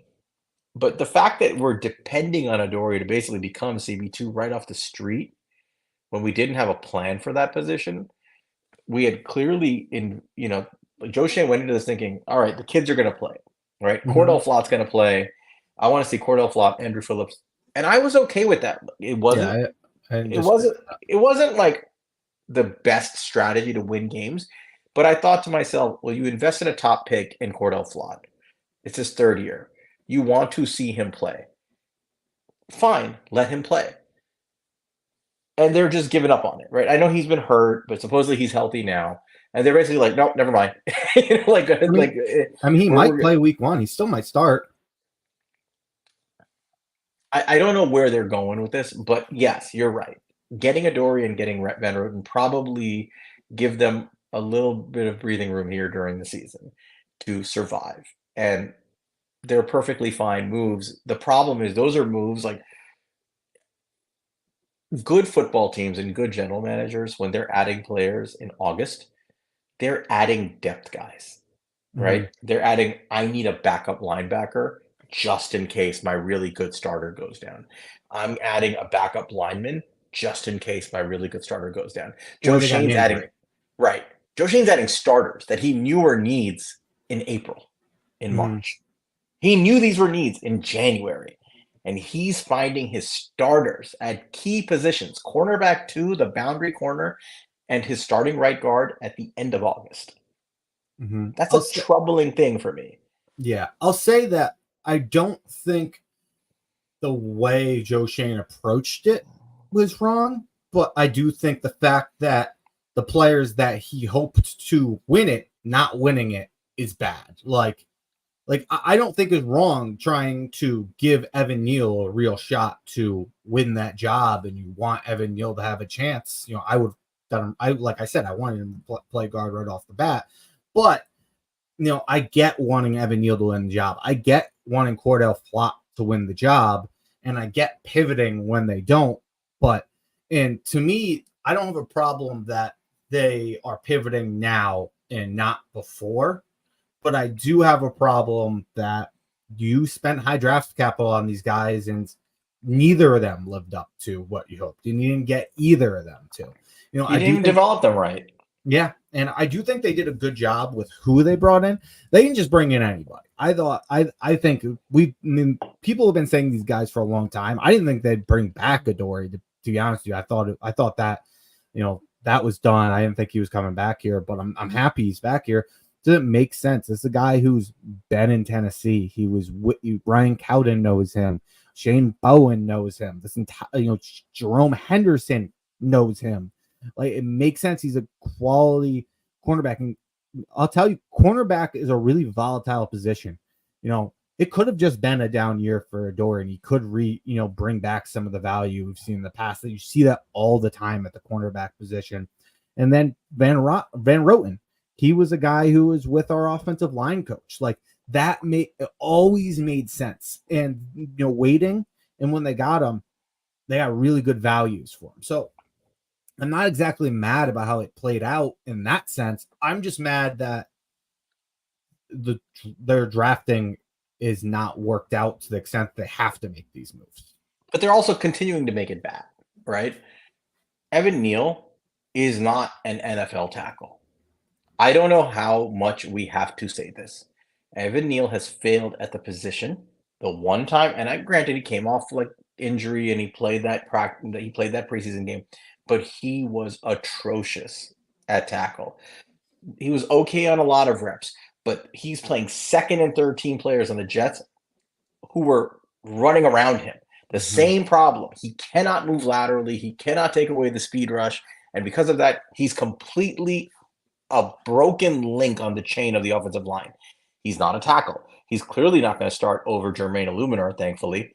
Yet when you ask Brian Dable, are you giving him guard reps? No. And do you remember why he said he's not getting guard reps? We have too many guards.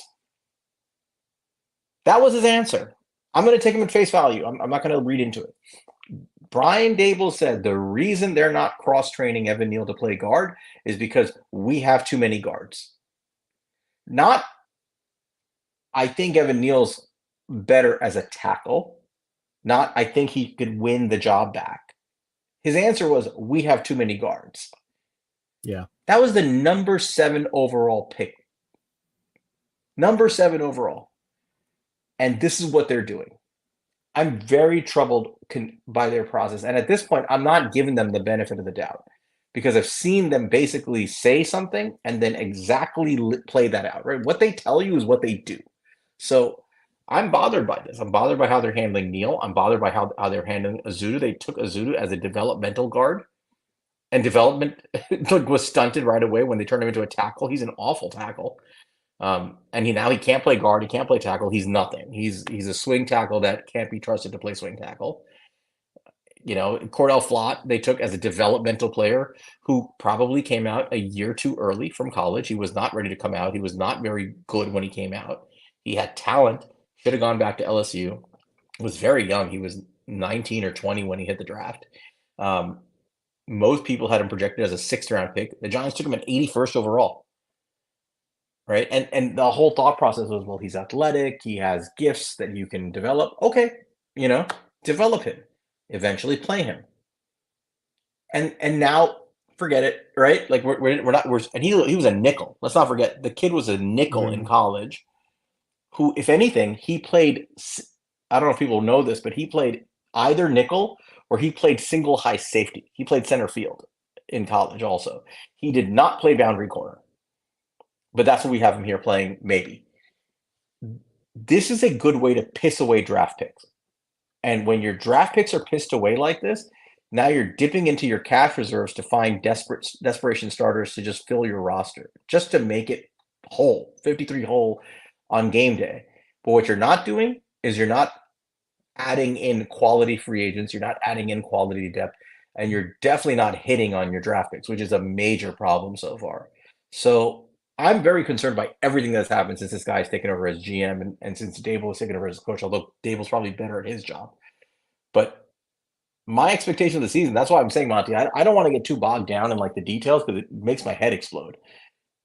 Just win. Just win. Mm-hmm. Like seriously. Now my expectation is winning. My realistic expectation when I look at this roster and what Joe Schoen has done and I look at their schedule, I'm sitting at probably a low number of 4 and a high number of 6 wins, is my most probable, range of outcomes. Now, obviously they can break through that and they can win 9 games. Things happen, right? You can get lucky. You can outpunch what people think is your weight class, and they have to prove that on the field. But I'm just kind of putting them in that 4 to 6 range at this point. I was a little bit more bullish before I saw camp. I saw what happened in camp, and I saw what our quarterback room is. It's even worse than I thought going in. Yeah. I'm at 4 to 6. Yeah. No, and I get that. I think I'm probably like 5 to 7, but I definitely understand that. It ain't good. Very close. Yeah, no, it's not good. And we'll see what ends up happening. It's a new season. Anything can happen. I thought they were going to win 4 or 5 games in 2022, and look what happened. So let's see if Brian Dable can, really come back and be that coach of the year type coach we saw at that point in time. And hopefully we start seeing some of these players start hitting because, to the point we were saying about Evan Neal, it's like at this point, you got to find a way to extract value from that pick. You've seen, a great example today. Sam Cosmi just got extended by Washington. He was not a good tackle. They moved him into guard. They just paid him $18.5 million a year to play guard because he became a good guard. He's a good guard. And guards cost a lot of money. Right. Give it a shot. See what happens. He might suck. Give it a shot. You know what I think they're going to end up doing? People are going to get hurt in the middle of the season. They're going to start shuffling the line, and then you're going to hear that, oh, it's week 4, and Evan Neal is finally taking his first guard reps. That's what you're going to hear. It's going to be some stupidity like that where they had him playing like second or third string tackle, waiting for God knows what, and not getting guard reps, and then they're going to have some injury, and then they're going to be like, okay, finally, we'll give him some reps, and he will not have the benefit of the whole season of developing as a guard. This is a great time to develop Evan Neal as a guard. It's a great time because he's not starting, he's not playing. You can work on this now. Take the pressure of playing off of his table, just off of his head, and just be like, just develop as a guard right now. See what you can do. We know you can play some tackle in a pinch, but develop as a guard. See what you can do. And if you're good, you might get in when somebody gets hurt. You might be our starter next year. It's worth a lot of money if you're good. They're going to waste that developmental time. They absolutely will. And then I don't know what's going to happen with him. So picking up his fifth-year option. No, because if you don't know that he can be good at any position, there's no way you're picking up that 5th-year option. Well, you might pick it up if he plays guard well this year down the stretch. What's it worth? Like 12 million or 15 million, whatever the number is, right? It's not that much. And for a guard, for a really good guard, if he's that, and you can have for 2 years locked up, you would do it. But now you're not going to know. It. Yeah, it's a concern. Any other position groups stand out to you that you're looking at the team and saying, I really need to know what goes on in this group? What I'm looking at something here, because I'm thinking of one glaring one. Go for it. What one are you thinking of? Defensive line, interior defensive line. We've talked about this before. Elijah Chapman's a great story, and I really am pulling for the kid. I hope he has a great year. He was a UDFA for a reason. And he's an undersized. What is he? He's like 5'11", maybe he's 6 even, about 280. Yep, about that. Strong as just a bull in a china shop, and really elite testing numbers for a person his size. And apparently he shows it on tape.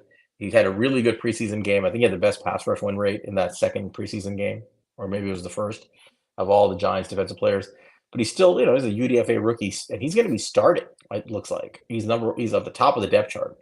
I still think we have a big hole there. It hasn't been filled yet. Actually, no. Technically, according to our lads, he's behind Nacho.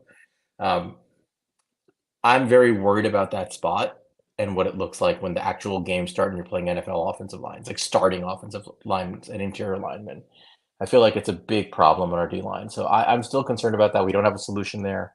If Chapman doesn't become really, really good, when he's not supposed to be really, really good, what do you do?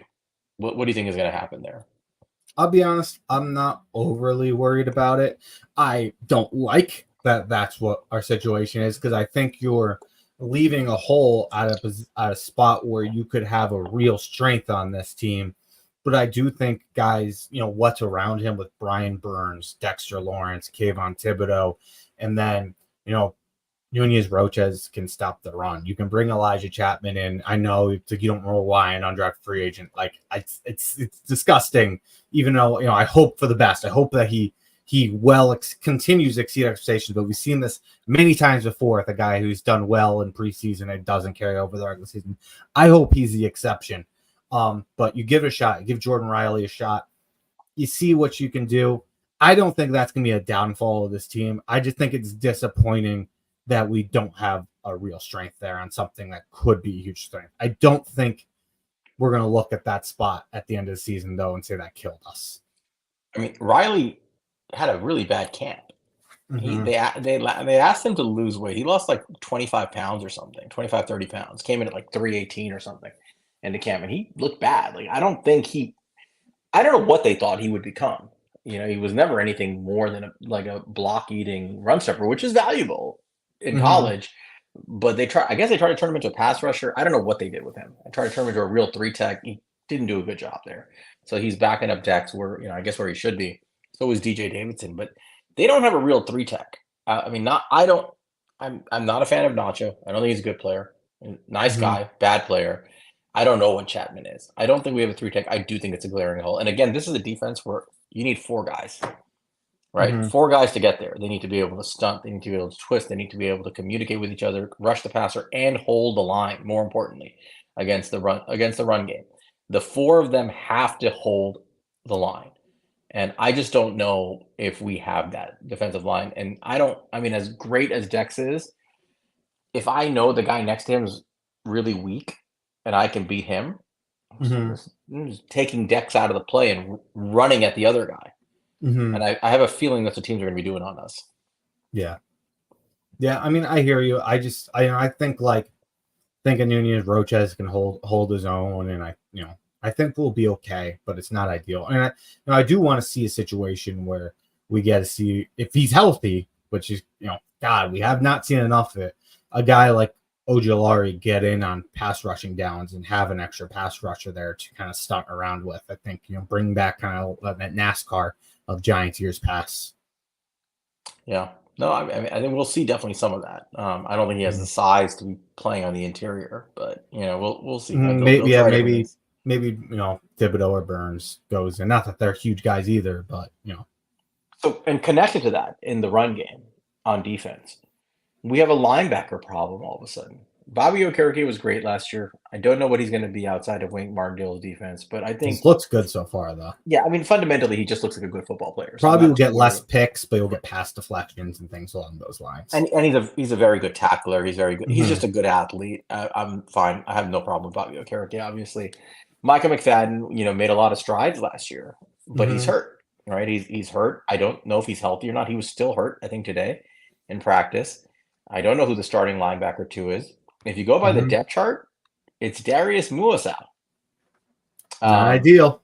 the 6th-round rookie from Not UCLA. ideal. Now I liked Muasau. I mean, we both thought the pick was terrible from the Mhm. standpoint of there was real value in other positions there that you could have gotten.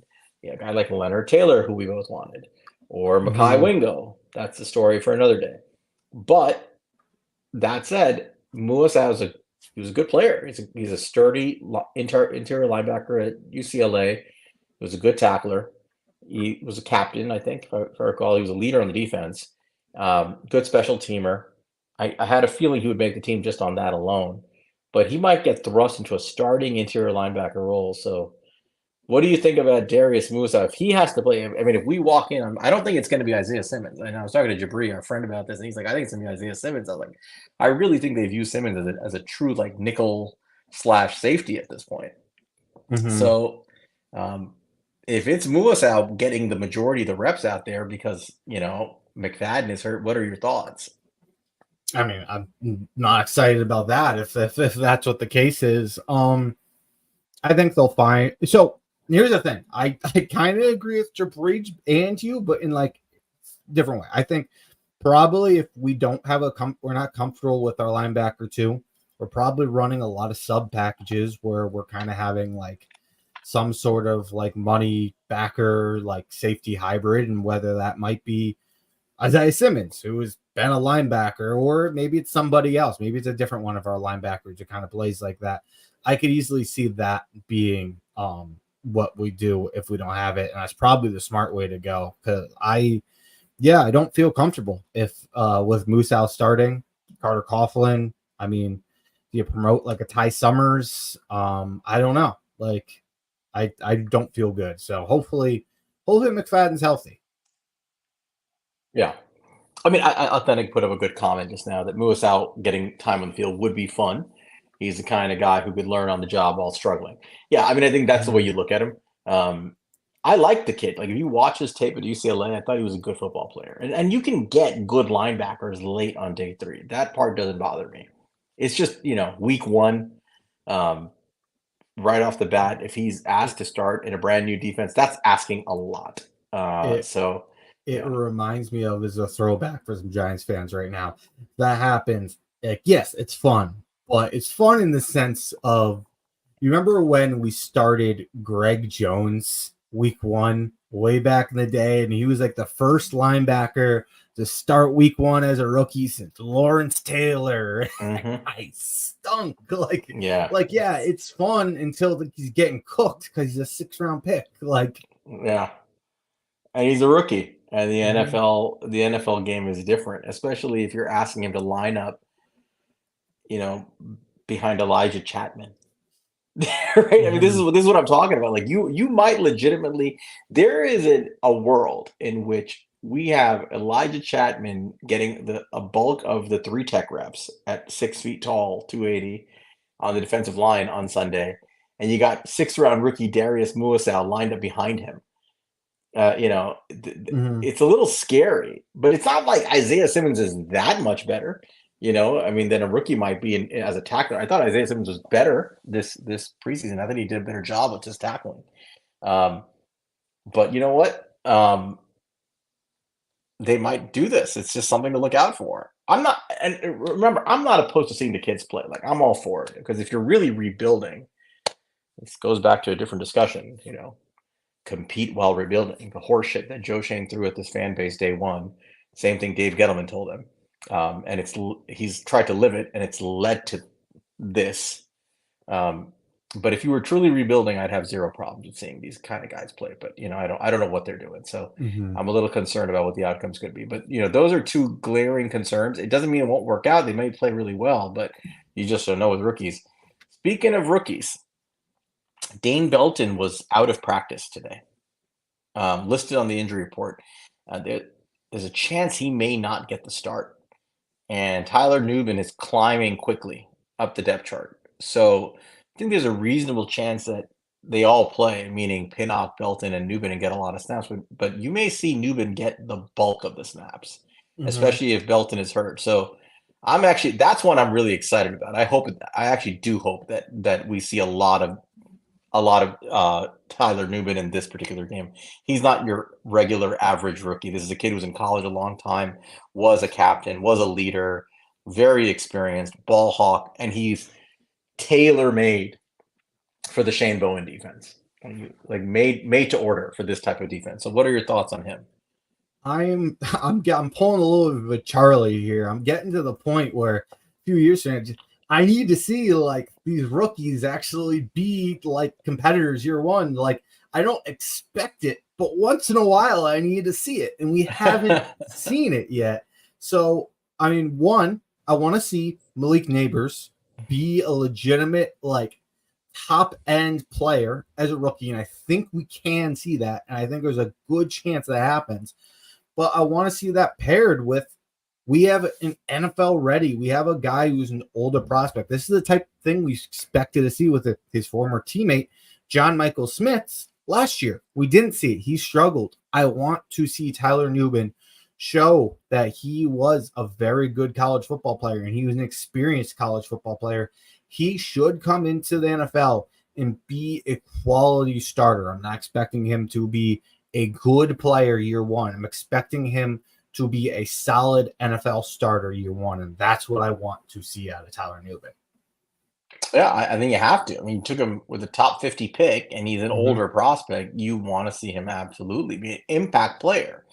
You're splitting hairs with like the starter, non-starter role in Shane Bowen's defense, where they usually do play. They play a ton of nickel, a ton of dimes. So you're going to see a lot of 3 safety sets. But you want to see, he's going to get a lot of snaps. And he has to be an impactful player. What that means for him is he has to be an enforcer in the run game. He has to be a great tackler, stuff he did in college. And he has to be a ball hawk. He was very good in coverage and in cover 2. He's not a single high safety. That's not his role, but he's a good rotational safety coming out of cover 2 looks. He was, again, tailor-made for this defense. I want to see him be a high-impact player with ball skills, turning the ball over. We kind of need that from him. So that's definitely, I agree with you on that. Another rookie that's going to be starting is Andrew Phillips, in the slot. So Andrew Phillips, the Giants' 3rd-round pick, what was it, 70 overall? We both did not like this pick. And it's not a knock on the player. I mean, I have concerns about the player, but it wasn't just so much him. It was more about the value and who else was available. But at the end of the day, didn't like the tape, but I mean, the tape wasn't great at Kentucky, but that could have been, as we talked about, that could have just been the defensive scheme that he was being used in. He's a very fluid athlete. He's a physical player. I see all the upside traits. He had a lot of missed tackles in college. Looked better in preseason, but he is a rookie, and he's going to be playing in the slot. So they're going to be depending on him on the slot now. Scott, I think it was Scott asked who is going to be lining up in the slot, um, and I think it's going to be Jalen Naylor um, in the slot for them, but I don't know. I mean, I know that Jordan Addison lines up there about a quarter of the time, so And they'll Jefferson probably will get some reps there. They'll move yeah around. they rotate these guys, right? So I mean, Hmm. I think the question is going to be is Shane Bowen going to ask his cornerbacks to travel, right? Hmm. Or is he just saying you're the right-sided corner, you're the left-sided corner, you're the slot here, and here your safety looks. I really don't know what he's going to do. I have no idea how he's going to run this, but I think you can expect Kevin O'Connell to rotate these guys in and out of the slot and the outside. But I bet Naylor gets a lot of the slot reps in this game. And I do think he may be the matchup you see most commonly with Addison. But yeah, I mean, theoretically, you could put Addison there. I mean, with Phillips, you could put Addison there, or you could put Jefferson there. And if the Giants are strictly saying this is our slot corner, whoever lines up in the slot is covered by rookie Andrew Phillips. Yeah, then I would quickly put Justin Jefferson there, Hmm. and and just make life really easy for Sam Darnold. Yeah. So it's going to be interesting to watch. Yeah. Um, You got some it, guys who can play nickel. So, I do think Andrew Phillips will get a lot of reps there, but I think you'll see other guys in that spot as well. he might be a guy who has a lot of tackles in this game, unfortunately. Hmm. Yeah. You may have to. Um, Anything else you want to go over with the Giants? Um, I mean, you have a score prediction for Sunday? Oh yeah, the Giants are going to win this game 11-8. Saw you say that. Tell And us how that happens. this is going to be glorious. What's going to happen is that the the Vikings are going to hold an 8-3 lead going into the fourth quarter, like middle of the fourth quarter, and they're going to get their 8 points on 2 field goals and a safety. It's going to be 2 field goals on 2 drives that stall because Sam Darnold is bad at football, and one Dan Orlovsky moment from Daniel Jones. I'm expecting Daniel Jones to step out of the end zone. So that's their 8 points. And the Giants will only have one drive that generates three all game. And then in the fourth quarter, because Sam Darnold is bad at football, he's going to throw the ball to nobody. And Isaiah Simmons is going to pick it off and run it back for a pick six. And then Tyron Tracy is going to run the 2-point conversion, and we're going to win 11-8. So that's my prediction. Giants Right. 11, Vikings 8. How about you? Scoregami. I will say I'll go a much more basic one. I'll say Giants win 17-10. I think they'll get, I think you'll get a couple big plays that will get them downfield. I think they'll stall a lot in offense, but I think Malik Neighbors might break one open at some time. Maybe we get a Jalen Hyatt. I think something along those lines. I think probably more likely Malik Neighbors. I don't know if he'll take it all the way to the end zone or just will break it into the red zone. Defense might set us up in a good position. Get a few shots in the red zone. Probably convert about one of them. And then maybe two. Probably, I guess there'd be two. Get about two of them and then kick a field goal and hopefully hold the Vikings from not doing too much with Sam Darnold. So Yeah. 17-10. Tao Delfino said, Sal saying that about Darnold, just about asking him to come out there and light up the Giants. Sal, if Sam Darnold lights up the Giants, I told myself that I'm getting older, as you can see by my white hair, and I'm a pretty healthy guy, thankfully, but I'm going to develop a cardiac condition if I get any angrier about the Giants. And I told myself when we calm this year, I'm not going to have the same level of intensity rants at halftime like I melted down after the Arizona game last year, in the middle of the Arizona game. I'm trying to be calm and let other people handle it. But I swear to God, if Sam Darnold comes out there and cooks us, I probably will not be able to contain myself. Like that is probably my line. That's my border limit that I can't cross. So for my own mental health and sanity, I cannot have that happen. The Giants are going to win on Sunday, because if they don't, it's going to be an ugly scene for everybody, including me. I'm not letting that happen. So we are going to win this game. Don't worry, folks. We have a lot of suffering to go through this season, I think, but it won't be this Sunday. We're getting a goddamn win in those stupid, ugly uniforms. Hell yeah!